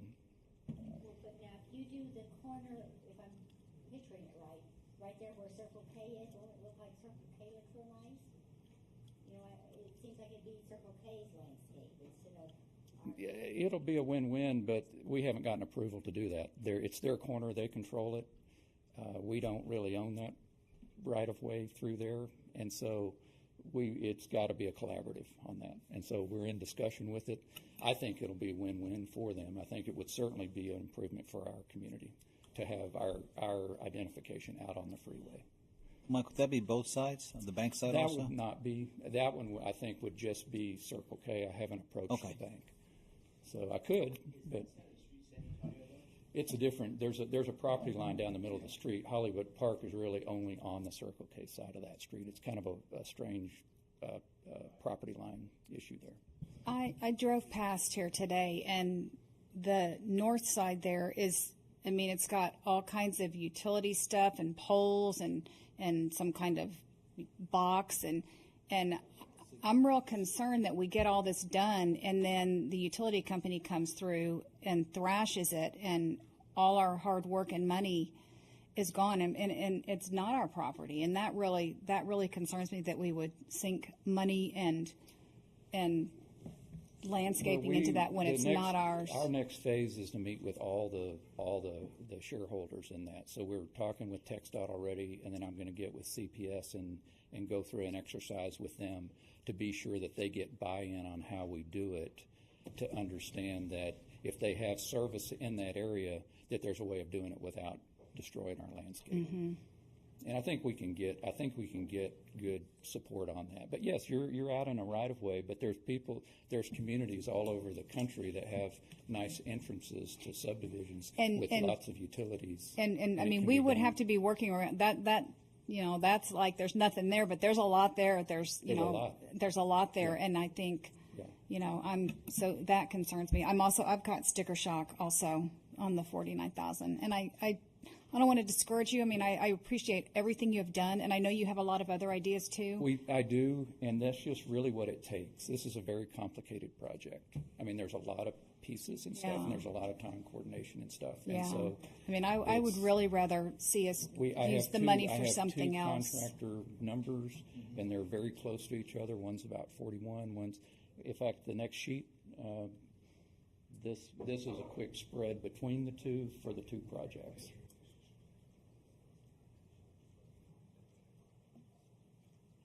And so, and we do have signage pieces. We have electrical panels. We're working on a camera solution with Chief to try to do some license plate capture cameras in that area. I love that idea. And so there's some things that we're doing in that area. I think, Matt, I may be speaking out of line. I think, have you already gotten some TxDOT approval for the from TransGuide to work off their poles? So that's exciting. So that's kind of For the cameras? For the cameras. Yeah. So that's kind of a project coming, but so we don't have water meters set up for something like this in this area, but we, to do it and have it look good, and it would need metering. So there are some costs, but the current costs for the landscape and irrigation piece, those are the numbers. And what my proposal would be to do is go ahead and use Stevens and they do design build, let them do one of the projects, and then let Schultz do the other one, and go ahead and split them, and then Kelly gets to see which group he works better with, and it kind of, versus giving everything to one group. And so that's kind of the idea, because we do have other projects, but they're all going to be $20,000, $30,000, $40,000 projects. I mean, that's what it's really going to take. We have about $550,000 in the EDC account, and we bring in about $150 a year. And we don't spend we spend $50 a year maybe. Yeah. And half of that's going to our attorneys. Yeah, that's not good. And so I think that that the fact that you have that money in there and it hasn't been doing anything, yeah, I think it's a great idea. Personally, I think the entrances to Hollywood Park. I mean, everybody wants to live here. We got higher property values. Well, let's show it off. Yeah, I think it's a great idea. Like the Donella project. When I heard that, I want to chime in and work on the bridge. There's a Greenbelt bridge crossing. Right. Well, let's trick that bridge up a little bit as part of that project, and let's go ahead and supplement and do something a little nicer than the engineers might do with that. Right. The money sitting there is not doing anything. Right. I've got a question. The cultivation of these projects and the long-term maintenance, what is included in that? Is that included anywhere in the 40? It's going to be more long-term maintenance. There's more maintenance on a landscape. Right, but that's public works. Than there is just on a grass lot, and we've had some conversation on that. And so at some point, we're going to need to underwrite another position. If we did all three of the entrances, Kelly thinks it's about 20 hours a week, extra man hours a week to do those three entrances to maintain them. But cultivating it brand new, things go wrong with the plants, they die. I mean, is there any kind of warranty with that from these guys, or how do they replace these things? Before we actually contract. I see 5 palms, sago palm, not the palms. Yeah, I'll talk to you. Those about aren't cheap plants. Yeah, and I'm going to talk about the palms. When we get to, let's go ahead and go to the Mecca one. The palms we have palms at the pool, and we really weren't looking to do palms down here. But what happens when you go to the screenshot bottom one, please? So if you look at where the palms are, look at when the palms aren't there, what's behind it. See those poles? So when you drive up, it's all these power poles. And so what the palms are is a disguising of the power poles in the concept. So yes, the palms will take landscape. I mean, Kelly and I have talked about it. Yeah. I personally don't see where Hollywood Park and palms go hand in hand. I don't know if it'd be Mountain Laurels Well, we or something, but we can talk to them about another vertical tree solution to obscure those poles. But I agree that something more vertical needs to happen over on that side. But we can work through that. Kelly, would you like to add something? Yeah, me and Mr. Drew have talked about this. about me looking over the plants, since we're going to be maintaining them, and my background in the landscaping business, and putting in plants that work good together. On the original plans, I mean, they've got xeriscape plants with tropical plants all in the same bed. It just doesn't work that way. It presents a really pretty picture, but maintenance and operations, it just doesn't work. That's one of the problems we had down at Voigt Park, which we're working through. So, working with the landscape architect, they seem to be willing to take some input and work together with us on this. The other thing that needs to be considered is all this landscaping is going to increase not just maintenance costs, but you're going to have electricity costs go up because they're going to be putting lighting in there. There's also going to be water costs go up because they're going to be putting irrigation in. And this is all costs that go to the city every single month. So that needs to be considered and kept in the back of y'all's mind also. Can we plant irrigation if it's not ours? Do what? Can we put irrigation in that if it's not our property? Well, we're going to have to get agreements in place. And that irrigation. The text guide isn't just discussions. It's going to actually, Right. We're actually getting easements. But where's this water coming from? Originating? There's a water service in the area. We just have to set a meter and get a meter on city meter, and so we'll have a meter adjacent to it on city property. That would be to each corner of landscape corner. Mm-hmm. That's an additional cost. Yes. Okay. I think it's beautiful, but I don't think it's Hollywood Park. I mean, Hollywood Park is oak trees and rustic. It's like being out in the country, and it's beautiful, but that's not the look that I. Well, I think the idea have. is that it's just a concept, and I think that concept can be tweaked to fit everybody's wants and likes.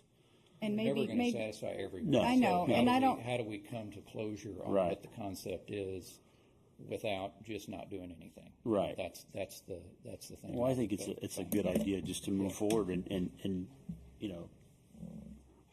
I mean, if we give Kelly, you know, and the plan was, we've had a lot of conversation on this, is just because he's going to really kind of co-manage the project with Right. me, is to do modifications. And I mean, the palm issue, we'll just get the palms out and we'll put something else in. Right. Something more. But is there anything besides the palm, like are the grasses and stuff? Is that all too formal, or is that?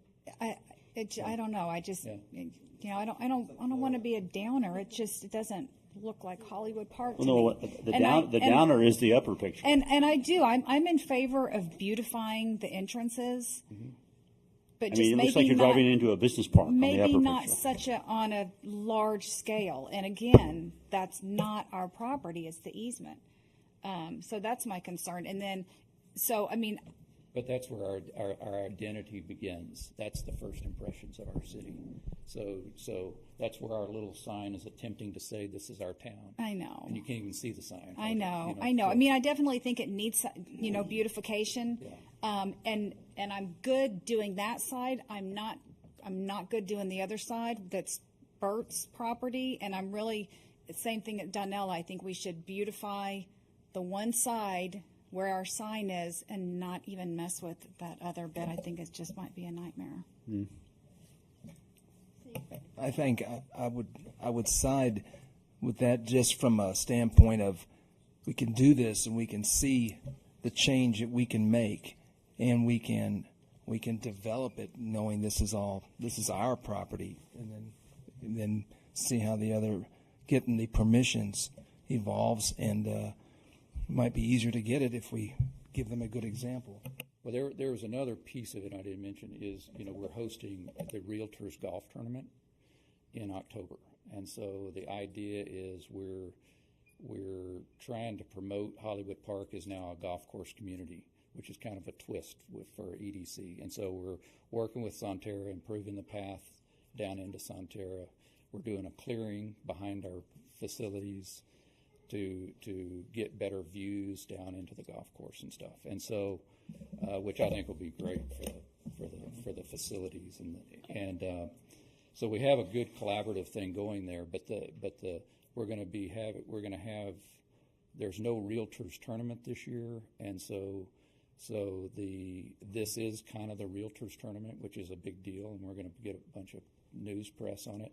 But I thought to do that, we really ought to enhance our entrances a little bit, and there's a few other things on here that we want to do for that. But that's part of our catalyst and our timing to try to improve the gateways of the community. And I'm not opposed to beautifying it at all. I just don't know if we need to go on such a large scale, and I think that we should contain it to that part and then at Donella around the other sign.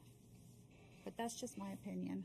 The little stand that y'all have built in on Voight,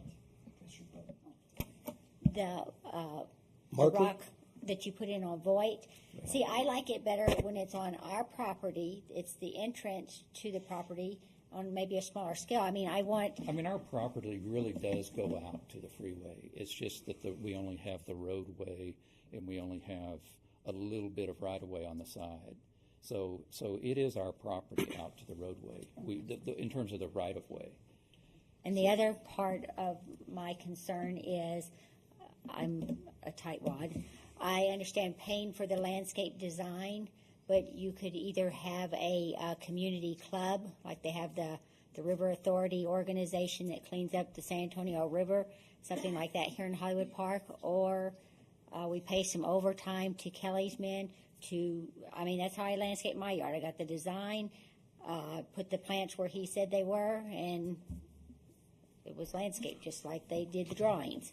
Yeah. So I want it to look beautiful, but I would like us to put money on something else also. If you go back to the Donella project, we had a work day years ago because I was there to do that sign, and we did all the landscape around that, and that's what landscape looks like when it's put in by volunteers. It's not prepped right. It's not irrigated properly. It's not. I mean, you need 12 inches of prep to do it right and make it really endure and last. And look, there's no landscape at all around that thing now. Yeah, it's ugly. But we planted tons of plants around that thing, and they're not there anymore. Yeah. And we had 20 people out there doing it. What? But do we have a sprinkler system there now? We don't have one. No, there's no irrigation. But you have to put the sprinkler in with the. Yeah, no. Right. I guess my thing is as the EDC, the money that you have in there. I mean, where else are you going to spend that? I mean, I guess is my question. What else are you going to do with that money? That's the thing. I mean, you tell me. Where do you want to see us spend the money in this city? I mean, we can. I mean, we hope to fix up City Hall, put a metal roof on top, and do some painting, and put some stone around the building. And I mean, that's one of the things coming. We hope to do a little bit of greenbelt improvement, and do some connectivity between some streets and stuff. We hope to, I mean, we've got a whole kind of wish list of things we're talking about. I mean, we're talking. It's hard to find out how to spend the right. How to spend the money. I mean, talking to Mr. Howe too, we were talking about figuring out a way for EDC to market the Voight Center to. I mean, his idea was, which is I think is an awesome idea, is to market it to organizations that have, business functions during the day.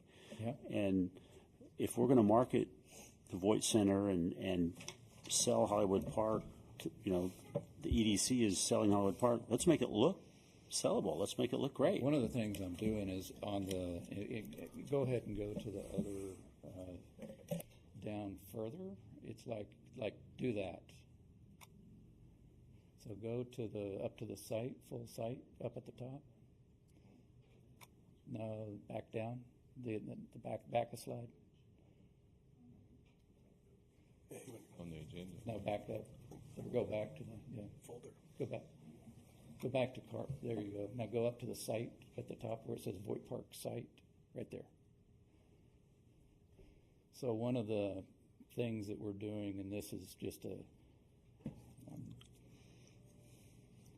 so this is down at Voight, and so we're working with them to do clearing, and there's a path down to that golf hole that's already, there's a gate and everything there. Well, one of the things I'm in the process, I'm in discussion with them, what I'm carving out, if you look at the aerial, there's a big, large piece of landlocked land that's all wooded up in the corner behind Voight. And so over here on this side, and you have a pointer? Anybody have a pointer? The laser? Yes, right up there. By you, Clarissa. Up at the top by Mr. Howe. This one? The white one or the black one? He's got a laser? No, there's one. Should be right under this. Beside you somewhere. Yeah, I'll keep talking until we find it. But so the amount of buffer that there is behind like the walk area in the pool area, you can't see that there's a golf course there. I mean, most people don't even know there's a golf course back there. And over on the right, it's a bluff. It's a bluff overlook. And so the thought that so in our conversations and getting kind of this done and working with them on the golf tournament and all that, they're letting us do some clearing right through here, and then we're going to do very select clearing through here with their involvement to get some views out of these different facilities. And so, but the thing I'm really hoping to accomplish is to get what I'm calling about a 0.6 acre piece of property here, that you would have this huge park area out here behind the Voight, so we could move all the fencing out of sight, and then you would look out over a bluff line. And so it's pretty significant, but we would have to buy it. And We'll save the money for that. Well, we will. I've got a question. I've got a question, Mike. But what if you had a entrance signage like post with the Hollywood Park up there, and then stair-stepped those concrete pillars with a lot of foliage that said the Hollywood Park on there on all the drive entrances? under them. Right. With movers and all that, I wouldn't do something overhead. I wouldn't do something that's over you, that you drive in with the big size of trucks that come in and cranes. Well, they'd have to through. clear there and have a clearance, but Yeah. I mean, what is that, 20 feet max or something like that? But do a big steel gateway thing you drive. Well, it said Hollywood Park, Yeah. and then have your terraces come up, and then have a bunch of foliage come out of there, and maybe have more of a xeriscape in front of the areas that you're talking about. That we wouldn't have to go way out there and bring all those utilities and everything else. Just a Spend thought. We're going to spend a lot more than she's willing to spend, that's for sure. Yeah. But it's interesting, you know. I mean, we can also play the agrarian game, and like we're living in the country, you know, thing. Well, and do silos and make it look like a countryscape. If you want to do something like that, we could move that direction. But this is I mention this only because this is like a real long shot, this land piece. But that's something, Scott, in response, that would be a good acquisition if we can pull it off. Mm-hmm. I agree. Yeah, that'd be And amazing. they're an international group, that's Ontario, but one of their main VP guys has been brought in to look at that. So we're in conversation, and we're hoping to do that. And we're starting some clearing with them this week. So, Mike, can I ask a question?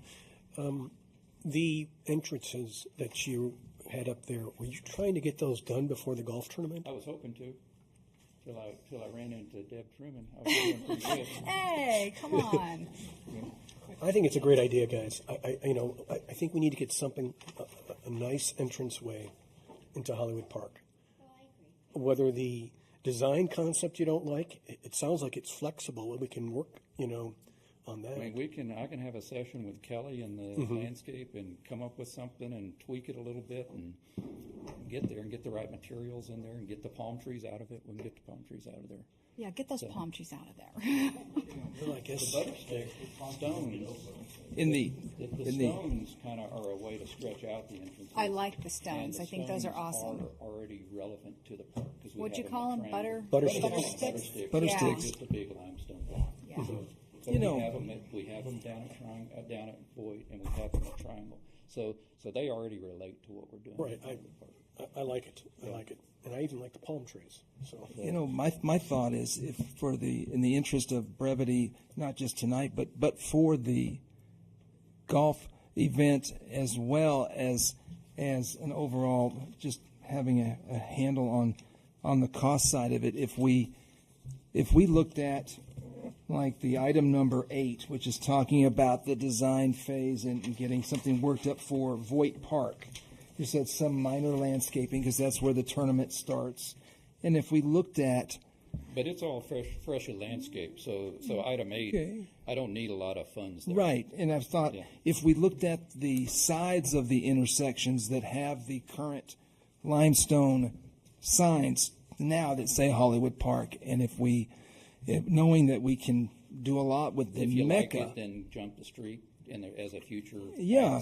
Then we'd have because that's the most visible. It's the north-facing west line of Danella that's the most visible. Yeah. You see it as you're in line of the access road. You see it when you're coming across. It's clearly the more visible side of the intersection, in my opinion. Okay. And if we focused on that and we worked with a dollar figure that could evolve to one including utilities and water, but that had some landscape elements that was given us an example of what we could do at Mecca, Danella, and at Voigt Park, and move forward with that. I think we could work from those examples in going forward. If the council would agree. Like a $30,000 budget at each entrance, and just try to live with a $30,000 number at each entrance. I think there should be And some then- compromise in and here then somewhere. Only do the sign side of the street. Would that bum you out to just do the one time? It But would. it's, it's okay. We'll keep on moving, and then if you really like it, I'm going to come back and say, we really need, here's a picture of. Well, I would Here, like to Clarence start Feller, like that. You're I going would to come like back and say that. you have another $150,000. You're looking for something to do with. Or I'm going to come back and say, I need another 10 to finish the job too. I mean, The look same at way how that- look at how the park went. Yeah, the same way that side of the Mecca intersection is the one with all the real potential. Yeah. That has the space, and Yeah. I think if we can compromise and work something out, then we could. I'd be very happy with that. Okay. All right. Let's Kelly. What we'll about get y'all? together and. Now, So this- can we get a motion on? What about let's get back on agenda. Can I interrupt just for a second? Ask Mr. Brennan. This is kind of a parliamentary nightmare. It seems like we're taking the agenda and we're trying to meld something with pieces and parts of different items. Is that? I really wasn't trying to do that. The only reason I jumped okay. around on the agenda was to get everyone to understand big picture. Okay, Kind of sure. where the head is. So let's As just long as you let's end go to up agenda with item something that's 6, listed down here, you're which is okay. where we stopped. What's that? Well, should we? I said as long as they end up with something that's listed here on this agenda, Yeah. that's good. Well, items 6, 7, 8, and 9 are all getting landscape architect working on stuff. All I'm looking for is allocation of funds for us to manage those funds to work on those areas. And those funds are coming from the EDC. They're coming from EDC. Right. And Okay. that's just trying to get stuff out in front of us. I'm trying to tee up future projects is what I'm trying to do. And they may involve pavilions at the Triangle Park. They may involve, it could be some neat ideas in these areas. But I need a designer working on stuff.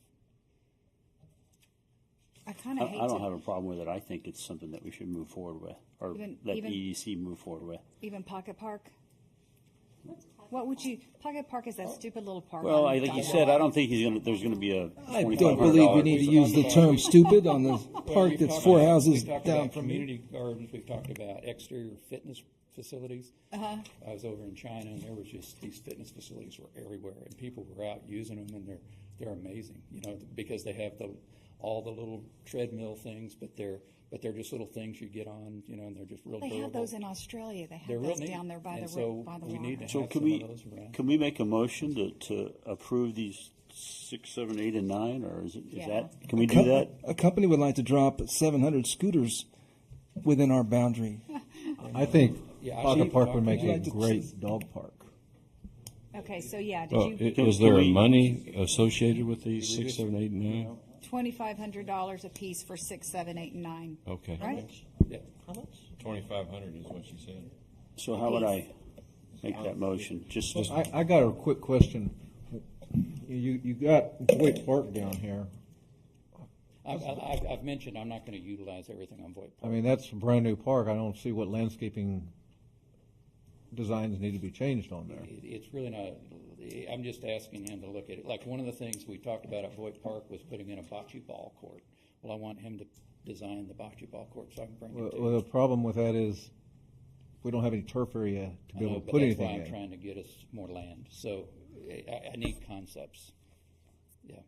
How would you feel if we made the approval on 67 only? You said you're not going to use Voigt. Pocket Park, nobody's really fun. I mean, the Pocket Park has the greatest potential because there's nothing there. Okay, well, let's do that one too. How about we, not for Voigt Park, but for 6, 7, and 9? Yeah. I mean, I'm just here trying to get yeses, so That- give me okay. as many as I can get. Sure. Yeah. Okay, so shall I make a motion? Is that good? Do we need a dollar figure in that? Well, you should. I think you're approving a certain amount of money allocated for these different projects. Right. Not to exceed a certain amount, so I know. Okay, so I'm going to move that we approve $2,500 apiece on number 6, number 8, and number 9. So For Voigt the, for the Park, landscape Pocket design Park. architects. No, 6, 7, and 9. What did I say? 8. The Voigt Park, 8. Sorry, 6, 7, and 9. May I have a second? I second. All those in favor? Aye. Aye. All right, motion Thank you. carries. Okay, now we got to go back to 14 and 15, right? Yeah. Yes. Okay, so am I moving to approve EDC resolution not to exceed, do we say 30? And on the one side of Donella Drive, and the same thing on resolution 368, not to exceed 30,000 for the Mecca one side? Is that right? Would it be correct to call those the southwest corners on both streets? Okay, I that's what I believe. move. Anyone like to second that? I second. All those in favor? Aye. All right, motion carries. Okay, so in the spirit of Thank you, staying Mike. out of order, can we move to 13 and get through the EDC items? Yeah, we'll talk to 16 too. So 13 is, it's on that, let's see. Let's go to 13 on that, up on the top. Yeah, there you go. All right, go to the very top.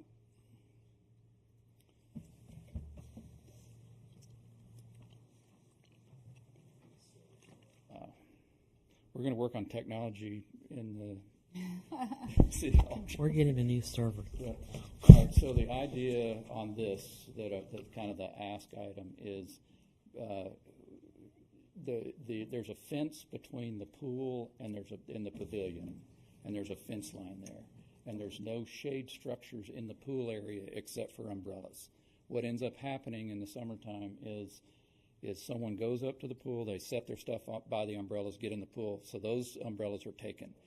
And there's no shade. And at the 4th of July, I was watching the pool area and to see, and there's a fence line there, and there was these chairs on the fence line, and there was one shade line down the fence, and all the seniors in the community were all pinned against the fence, but they didn't want to go outside the fence because they weren't in the action, you know.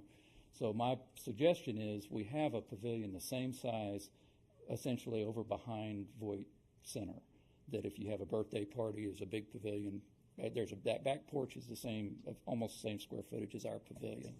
So, and we hope to build more pavilions, but so put your birthday over there unless you want to be part of the pool, but make that pavilion a dedicated area that's part of the pool area and take the fence out between the pavilion and so the next image is how, and this is also in line with the whole issue of securing it for public access year-round.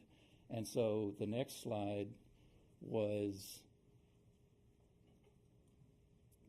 a blow-up at the entrance, is the idea of if you took that gate out, then you develop a gate at both ends of the current walkway, and you develop a gate there that's a control access gate. And so that... I'm confused. So this is... Laser, yeah. This is a blow-up, and there's the bathrooms. the pool bathrooms. This is an enlarged plan, and this is the pavilion area over here, and this is the main pool area here. And so the entrance right now, you come up, and there's a guard station right here, and then you come through the gate here. And what I'm suggesting to do is take all this fence out between the two and put a gate at both ends so that this pavilion is part of the pool complex. And so, and then this is a secured gate here, and there's a secured gate at the other end that are control access. And the one at the other end, you could have it released if you have a pool day and there's lifeguards are managing the area, just like it is now. They can come up onto the pool and come and go. One on the other side, the one where you go down the steps? Yes. Correct. Mm-hmm.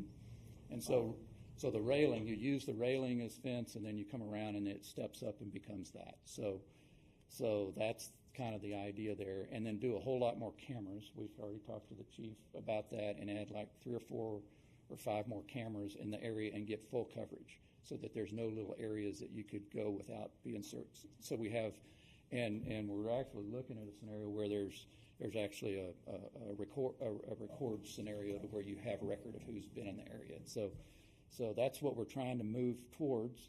But then the main entrance, the lifeguard would set up here, give them a big umbrella location. There's a grill there now. But then the main entrance of the pool, as you'd come, and these gates would lay open, and they're a lockable, chainable gate, but it's a big 10-foot opening.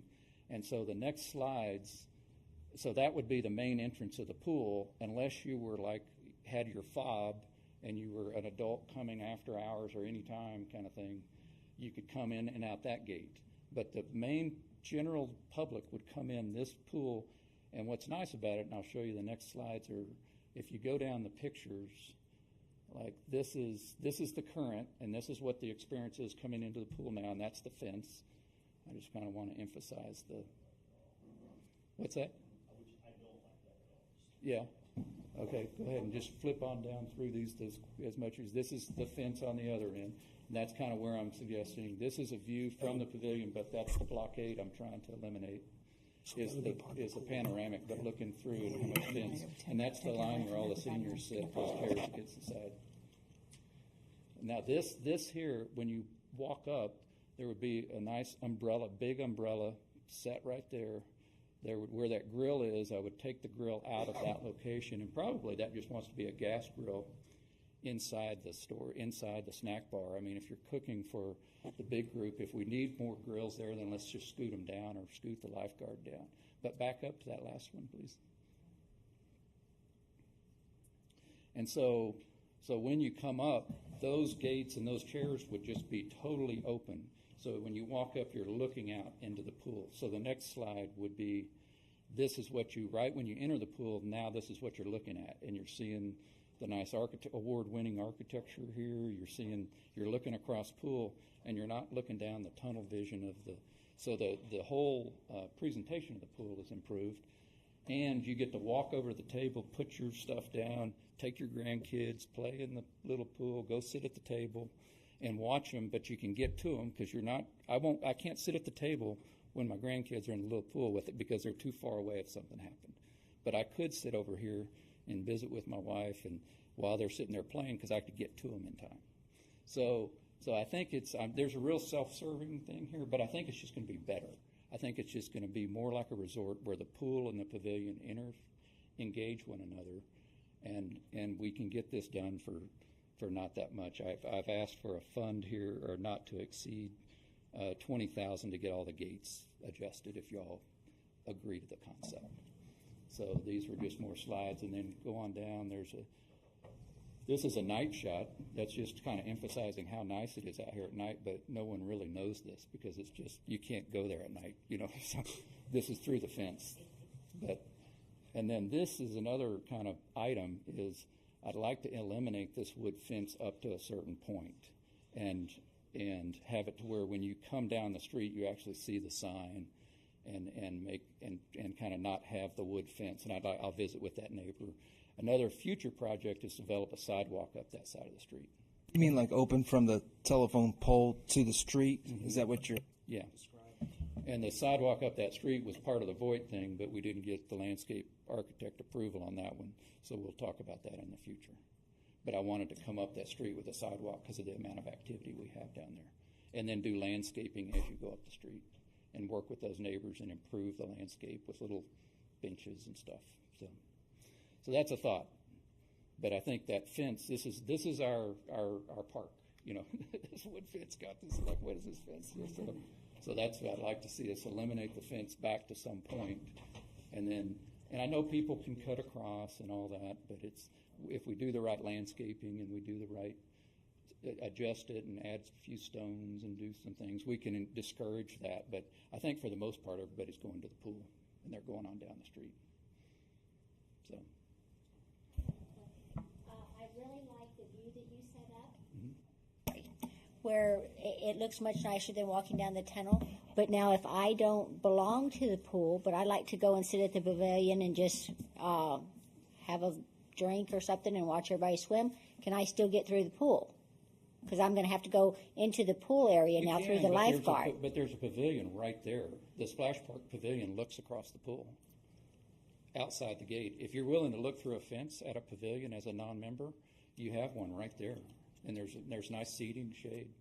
Between the Splash Park Pavilion, between the buildings, is a nice, I think this is 800 and something, 900 square feet. That's 600 square feet. The pavilion that you mentioned over at the Voight building is actually part of the Voight building, and whenever people are using the Voight, that's not accessible any longer. Right. And I believe that if you're going to have a birthday event or something, you just have it when the lifeguards are out there and have your... Mike, are you talking about the open area at the pump building, the pump house building that's the... I think he's talking about the left of the snack bar. Yeah, right. That's the pump house, not the Voight Center. Okay. Well, I'm talking about both. Okay, I mean, I got you. Two pavilions. The 600 square foot area. And we have all the shade back in the park, the open park in the back. If it's just you, a small group, you've got all kinds of shade pavilions out back. See these things back in the back? There's 4 or 5 of them around the back of the park back there that are nice shady spots. I don't think that residents would want that enclosed in the pool. It's a real popular pavilion. I mean, people have had birthday parties there for years. And I think that when you close it off to the pool, you're eliminating the use by lots and lots of residents who are not members of the pool. And I don't support that idea. I don't think that's a good idea, and I think residents would be ticked off if we did that. I think what if?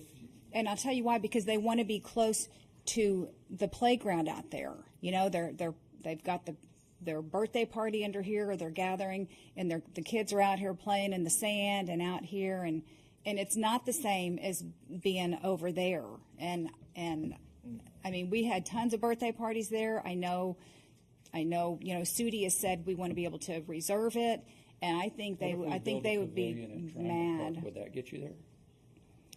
No, I don't. I think that, the pool area already, you already have to pay extra to be in there, and I don't think that we should section off another chunk. No, but what I'm saying is, for the events you're describing, what if we have a pavilion at Triangle Park with the big lawn and the big beautiful lawn and the playground and all the same things you're talking about? I mean, that would be what if we had great a pavilion too, there that everybody can go have their birthday party? And I just think, this is beautiful. I don't think we just spent millions of dollars on it. I think we should spend the money somewhere else. I don't think we should mess with that at all. But we have a pool with no shade structure. Well, let's get some more shade structures then. But you can't. There's nowhere to put them. There's not enough terrace out there.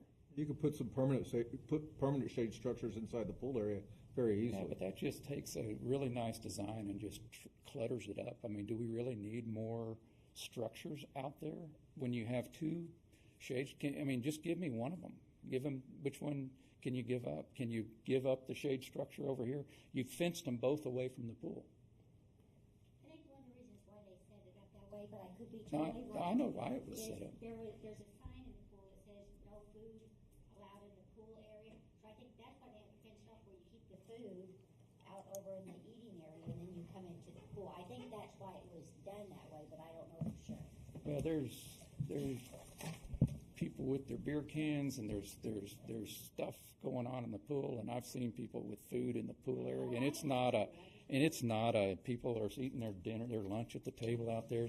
So it's not an issue in terms of polluting the pool area. I mean, if it may have been the design concept, I mean, the whole idea of doing it was because that was going to be used all the time, and the pool is a limited period. If we make the pool more open more of the time, that will help the situation. And I think it's fine to have a birthday party in this facility, even if you're not a pool member. And if it's a birthday party, the lifeguards just come on in, and if we lose 50 cents for pool swimming fees that day, well, then let's set up a fund to offset that. I mean, is that really Well, what happens in the wintertime when it's adults only inside the pool area, but someone wants to have a birthday party? Then you can hire a lifeguard and have a birthday party. But they don't want a pool Not- party. not They just that want to simple. use the.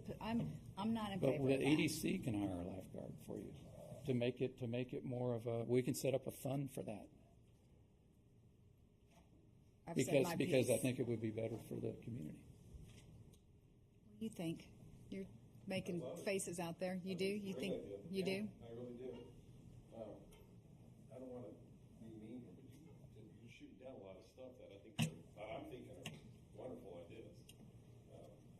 I'm in the business a little bit too, and I'm seeing the overall vision Well, of what Mike's doing. I think it's a wonderful idea. One of the other things is, I haven't seen the numbers, so I can't really speak on this as seeing the numbers, but I don't think the numbers are going to cover what needs to be done to make it secure.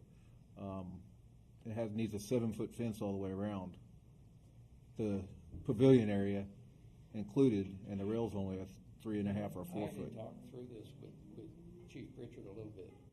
What are your thoughts? Do you think we can get the pool secure enough? We have officers patrol through there 3 or 4 times a night, and then we have cameras with analytics, so I'm not losing any sleep over it. There's going to be kids from time to time jump a 7-foot fence or a 4-foot fence, but we can manage it. Can we put that fencing movable, like panels, where they slide down a rail? I thought about doing inserts and having cable, and you can run cable down through it. If somebody just had to have a birthday party, then the lifeguards could do davits, stainless davits, and set the posts and run 3 cables down through there and call it a fence, you know? I mean, you could do something like that if that's the deal breaker. Well, I think we help Debbie get past that a little bit, and then we could still kind of have an open area. But then you could be open unless there was an event that you Right. weren't satisfying the event, and you can quarantine it off for your event. Yeah, I mean, that's a pretty good idea, really. Any thoughts on that, Deb?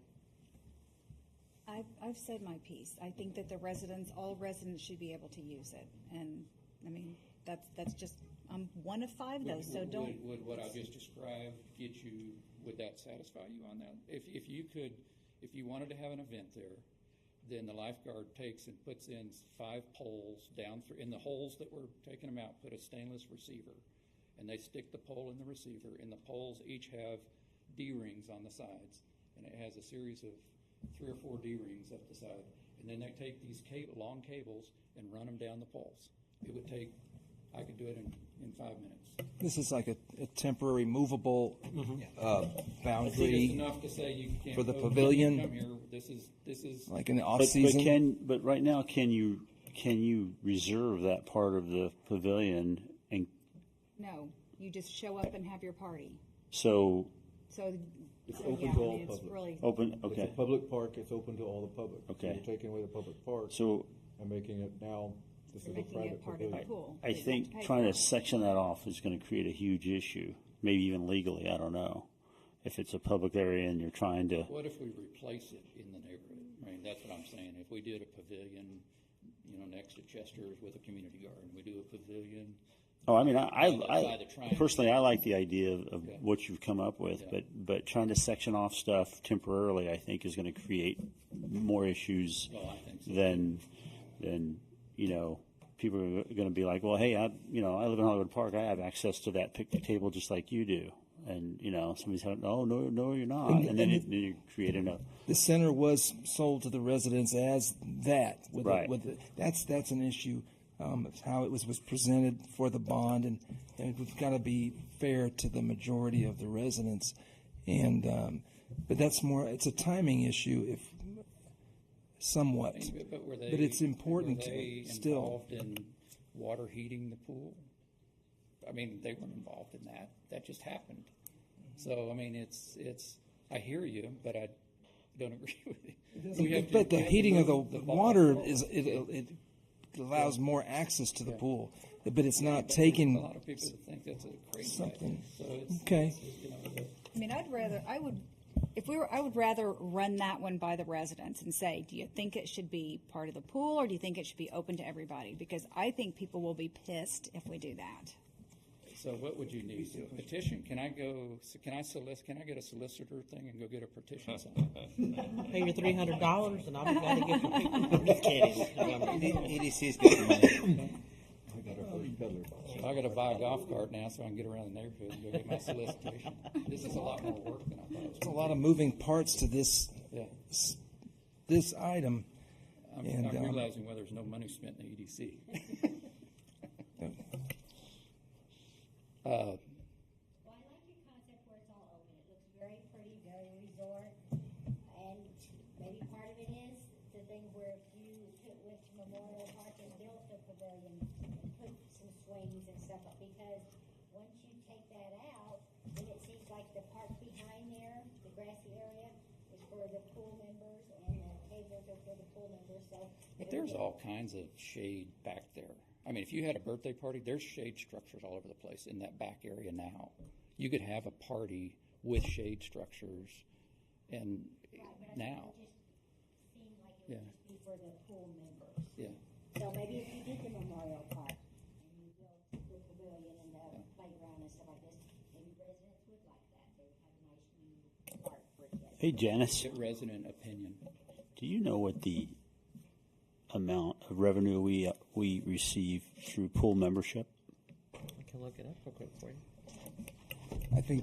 I know I'd be most comfortable if we had the other enhancements in place at the other parks that were free and open to the residents before we sectioned off a portion of the pool. I think that this would be my preference. I think I know where Scott's going. I got another suggestion that might solve the entire problem. Okay, and this feeds on your cable and pole thing. The cable and pole thing I don't think works because you're expecting 16, 17-year-old lifeguards to add this to their work detail. But you can make the panels where they rotate 90 degrees, where they latch together and they rotate 90 degrees. So when regular pool hours, when lifeguards are there, Pirouette. you open them up, and now you've got 10-foot slots to go But through you're there. still sectioning things off. No, won't section it off. So they're like this right now, so they turn like that. Basically, pirouette And gates. so now- Take all your fences and create pirouette gates, and you're walking through them, so you're getting kind of. But what's the point of that? Because you have flow. This is the It point. would be So then better when the than park nothing. is, when the pool is closed, when the lifeguards aren't there, you close them, now the pool's closed I mean, off. if the whole thing instead of a fence is all Oh, okay. gates, and you just Now open all the the pavilion gates is for dogging open down, it's the same. back up to the regular citizens. That's a workable solution. I don't know what the cost would be. Well, There's some I think we could get it done within the numbers I'm asking. There's some logistics involved. I don't think we can move the lifeguards over to where you would like to, because they have to have access to the lifeguard room, immediate access to it, not have to go through a gate and around the corner. That's where the defibrillators at, that's where the phones are at, that's where all the emergency stuff's at. So that would be a logistical problem. But one of the things I like about the current, this proposed scheme is the lifeguard that sits at the desk now is facing away from the pool at the desk. People are coming up and they're facing away from the pool. In this scheme, that lifeguard is looking at the pool, so you get an extra set of lifeguard eyes on the pool. They are 20 feet from their office. If the defibrillator or whatever needs to be with them, then bring it with them. I mean, I hear you. It's a good point, but if that device needs to be next to them, either let's keep the device at the lifeguard stand and create a It's a place. defibrillator, it's, all the safety stuff is in lifeguard, that's why it's a lifeguard office, so that's where they work but it's 15, 20 feet away. But and I think I'm hearing a pattern of. I think the maybe rotating taking panels yeah. is a solution, Right. if it's possible. Right. I might have to talk to my fence guy and give you some numbers on it. You know, I've lived in Hollywood Park for 35 years. I've had this conversation with you, and I feel like as a resident, I have a voice because we've essentially funded these projects. Sure.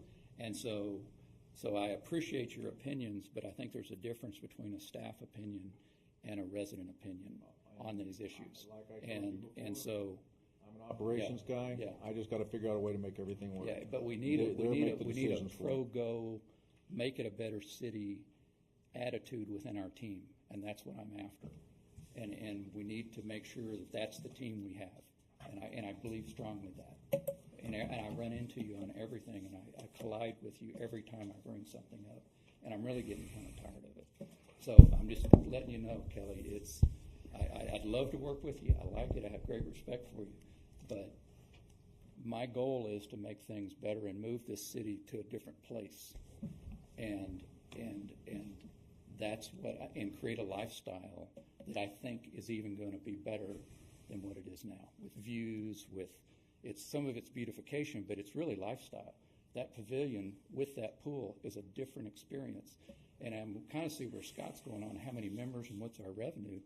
Let's make it free. And let's figure out what do we need to do to make it free. We have this money, we can't figure out how to spend it. Let's make a pool fund and make everyone a resident, a member of Hollywood Park Pool, and don't charge people. Oh, I finally found the. That's where I was going with that. Yeah. Before we did the renovations at Voight Park and so forth, we averaged about, it's like $9,748. That's what we made on swimming pool passes. But now, this year so far, for pool passes and so forth, we made $57,952 and about $500 in pool party. So 57,000. What are we doing with that money? It just goes into the general fund. So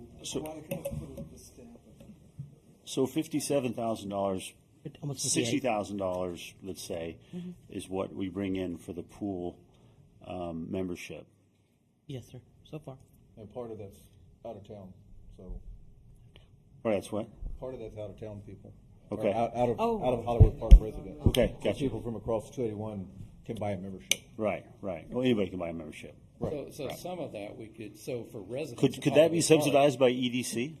EDC And could not- I think EDC could subsidize the residents. Well, that's what I'm saying. Could that be subsidized so all residents have access to that pool and that pavilion and everything? Mr. Brennan, is that really developing tourism? Are we stretching the I boundaries? don't know. a little You got to bit? have a project. I don't know if that's a project or not. But if Yeah. that's what allows us to engage, to have a shaded pavilion next to the pool, then I think that's more marketable to our businesses. I mean, I go through it with our attorney on the EDC all the time, and what warrants EDC support and what doesn't, and we can craft a scenario where that is EDC beneficial to do that membership thing. I think To where the residents of Hollywood Park don't pay a Yeah, I a think I can fee. get with Ryan, and I think we can figure out a way to and we still don't lose that money that we're making for. And I don't know, because I'm not an EDC attorney, but I don't know if maybe there's a way to market it, because we do have a hotel and the pool is very small. Right. So I don't know if that's a thing of they could That's use a where I was Hollywood going Park pool the other night, because don't you think, Mr. Aaron? Because then you're not worried about fences and gates and way. poles and whatever else that trying to section people. Because I mean I agree with you guys as far as as a resident you don't want to have to go, well, I can't go into that spot because you're having a birthday party or something like that. It needs to be like Debbie said, and I'm sure you'll agree. This thing was built for the residents of Hollywood Park. We should all be able to use it. I think so. Yeah. And without penalty or without these exorbitant fees that you have to pay for a pool pass or whatever the case may be.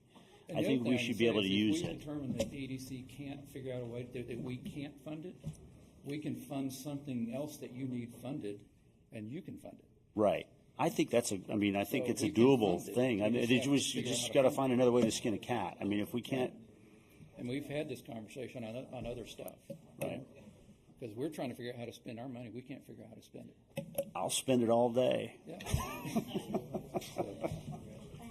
Mike, in the EDC meeting, that's where I was going at. You wouldn't have by a marketing the membership if you're a pool to the resident. hotel if they wanted to do some early morning swimming and stuff like that. But that was one way we could possibly work this out, was by marketing it to our hotel. Yeah. So. That'd be great. And the other thing is, on the pool activity, is who's the new sports bar place? Walk-ons? Yeah.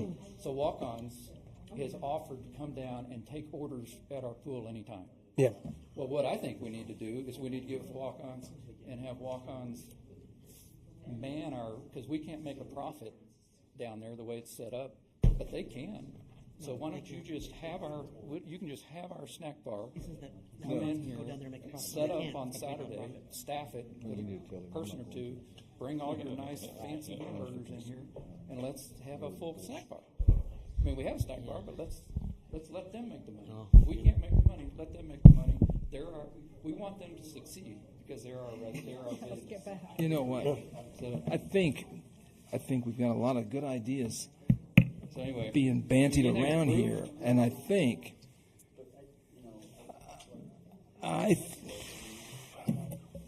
I'm not. I think it's. We I have an think- actionable point here. I just think it's, like Mike is saying, is or I'm saying it is just you want to have ability to use the whole facility and not just sit there in the picnic table and look at a fence. I mean, that's just The zoo. it just looks like it looks like a It's not prison. just the aesthetics. It's It- you're it- running around trying to stay with your group, and you're doing the water, and you can't. And you don't even have where to put your towel down. And you've got lifeguards going.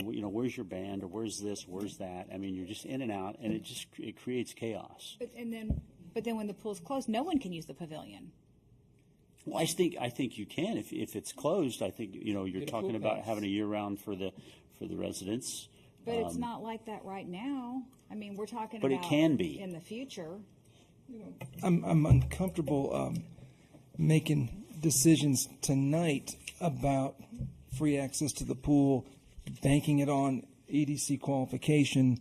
I think that would warrant some fact finding and some. Oh some no, I research. agree. I think really that, would want to check I into mean, you can check with the attorney, and we can. I mean, before we can did anything like figure out a that. way. I mean, I'm sure there's a way. Can we put it on the agenda for next month? Because I'm trying to, if we can get the fence out of there, I want it done before our golf tournament. Because that's where our parties. I mean, I think that's up to the. And I want that scene that has the pool at night. I want them to be in this space looking at that scene, not through the fence at that scene. So The golfers each leaving with a piece of the fence. They're gonna be- It's a really they're nice gonna be- pool you they're gonna got be- there. I can see that. They're going to be drinking all the Ripping all that, tearing down that libations wall. that we're buying. Them. Okay. I would say we could. I would think we could. Someone could move to table this and work on it for presentation next month and discussion. You mean to run the streets with my petition? Yeah. I think it Why might don't we? be time for We can both. post. We can post on Nextdoor. Yeah. And just see. I mean, if everyone says, "Heck yeah, take that fence can down, we make do- it part of the pool," I'm there. Can we post it with the exhibits? Can I take that stuff with the plan, the proposed plan, and say EDC has proposed this plan, and here's where we would put gates, and so everybody can look Well, at it. I think and it makes I it- think that's more complicated than it needs to be. But if you want to do that, I would just say, what are your thoughts on including the pavilion with the pool? Redoing the fencing in the pool. The I pavilion just would- want it to be pitched where they understand the benefit items, the view into the pool, Yeah, but you got to say that only the people who you can use the pool can use it too. I understand. No, you got to put the negative piece in there, and I hear you. Before we take it to the residents, why don't you see with your legal if y'all can manage the membership, and then there won't be a Okay. problem to anybody. Okay, I can do that by next month for sure. If I can do that, does that solve our concerns here? I mean, then everybody can use the pavilion, everybody can use the pool, so there's. The only issue is that you really can't have an event there unless there's a lifeguard on duty. Well, that's true now anyway. Kind of. No? No, because you can have the gates closed and go have your party with the gates closed and the lifeguards aren't there. But the gate will be gone. If I believe our insurance, and someone can correct me on this if I'm wrong, but I believe our insurance is. It will go up with all these new members going to the pool. If children have access to the pool, then there is a huge liability to the city if there are not certified lifeguards guarding the pool. Right. Define children, what age is that? Yeah, so it really needs to be during lifeguard hours. So Mike, if that's part of the pool area, how do people access the area down here? There's two places now, and we can create a third if we need to. There's a place on the other, between the tennis courts. There's a big walkway that does that, and then there's a place from the parking lot up through the basketball court. So there's two now. We can do one on this other side, but I don't think we need to. It's just money. On the Santerre side. We could put one on the Santerre fence, but it's kind of all the roofs drain that way, and it's just not optimal. So if you put that, That's like, so if you put that pavilion in that very back corner, well, the parking lot's there already, right? What's that? If you put a pavilion on that very back corner, I don't think we can put a pavilion back there now until we get more land, because of the irrigation system, septic system.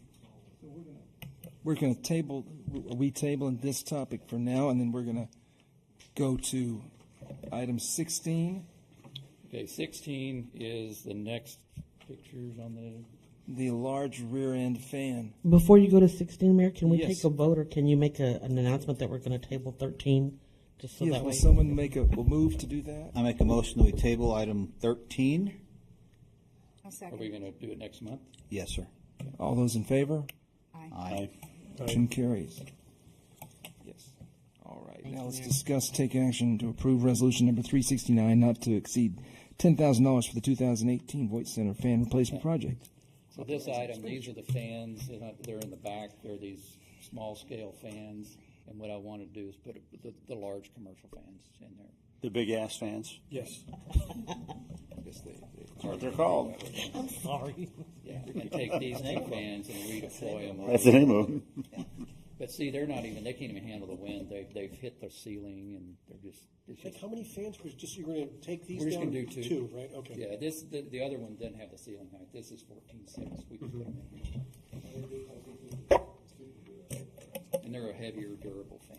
This one we can decide on pretty quickly. I move to approve resolution 369, not to exceed $10,000 for Voight Center fan replacement project. Do I have a second? Second. All in favor? Aye. All right, motion carries.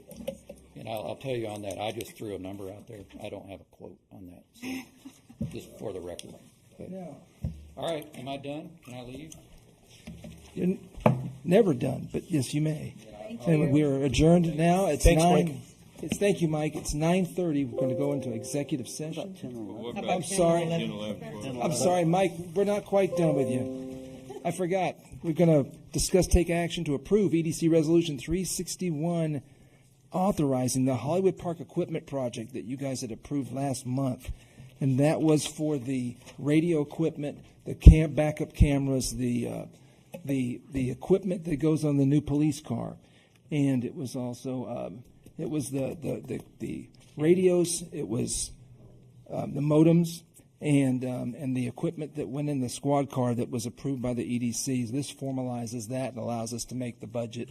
Do you want me to put that on my petition as well? Absolutely.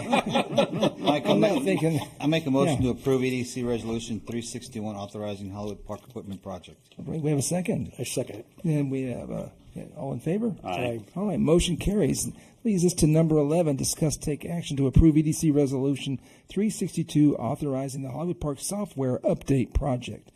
That was for the software for the Encode software. It was also for what are those acronyms, Chief, for those software programs like Liar, Cheat, Scat, Leads, yes, and Track and Badge, yes, and Yes, all of those.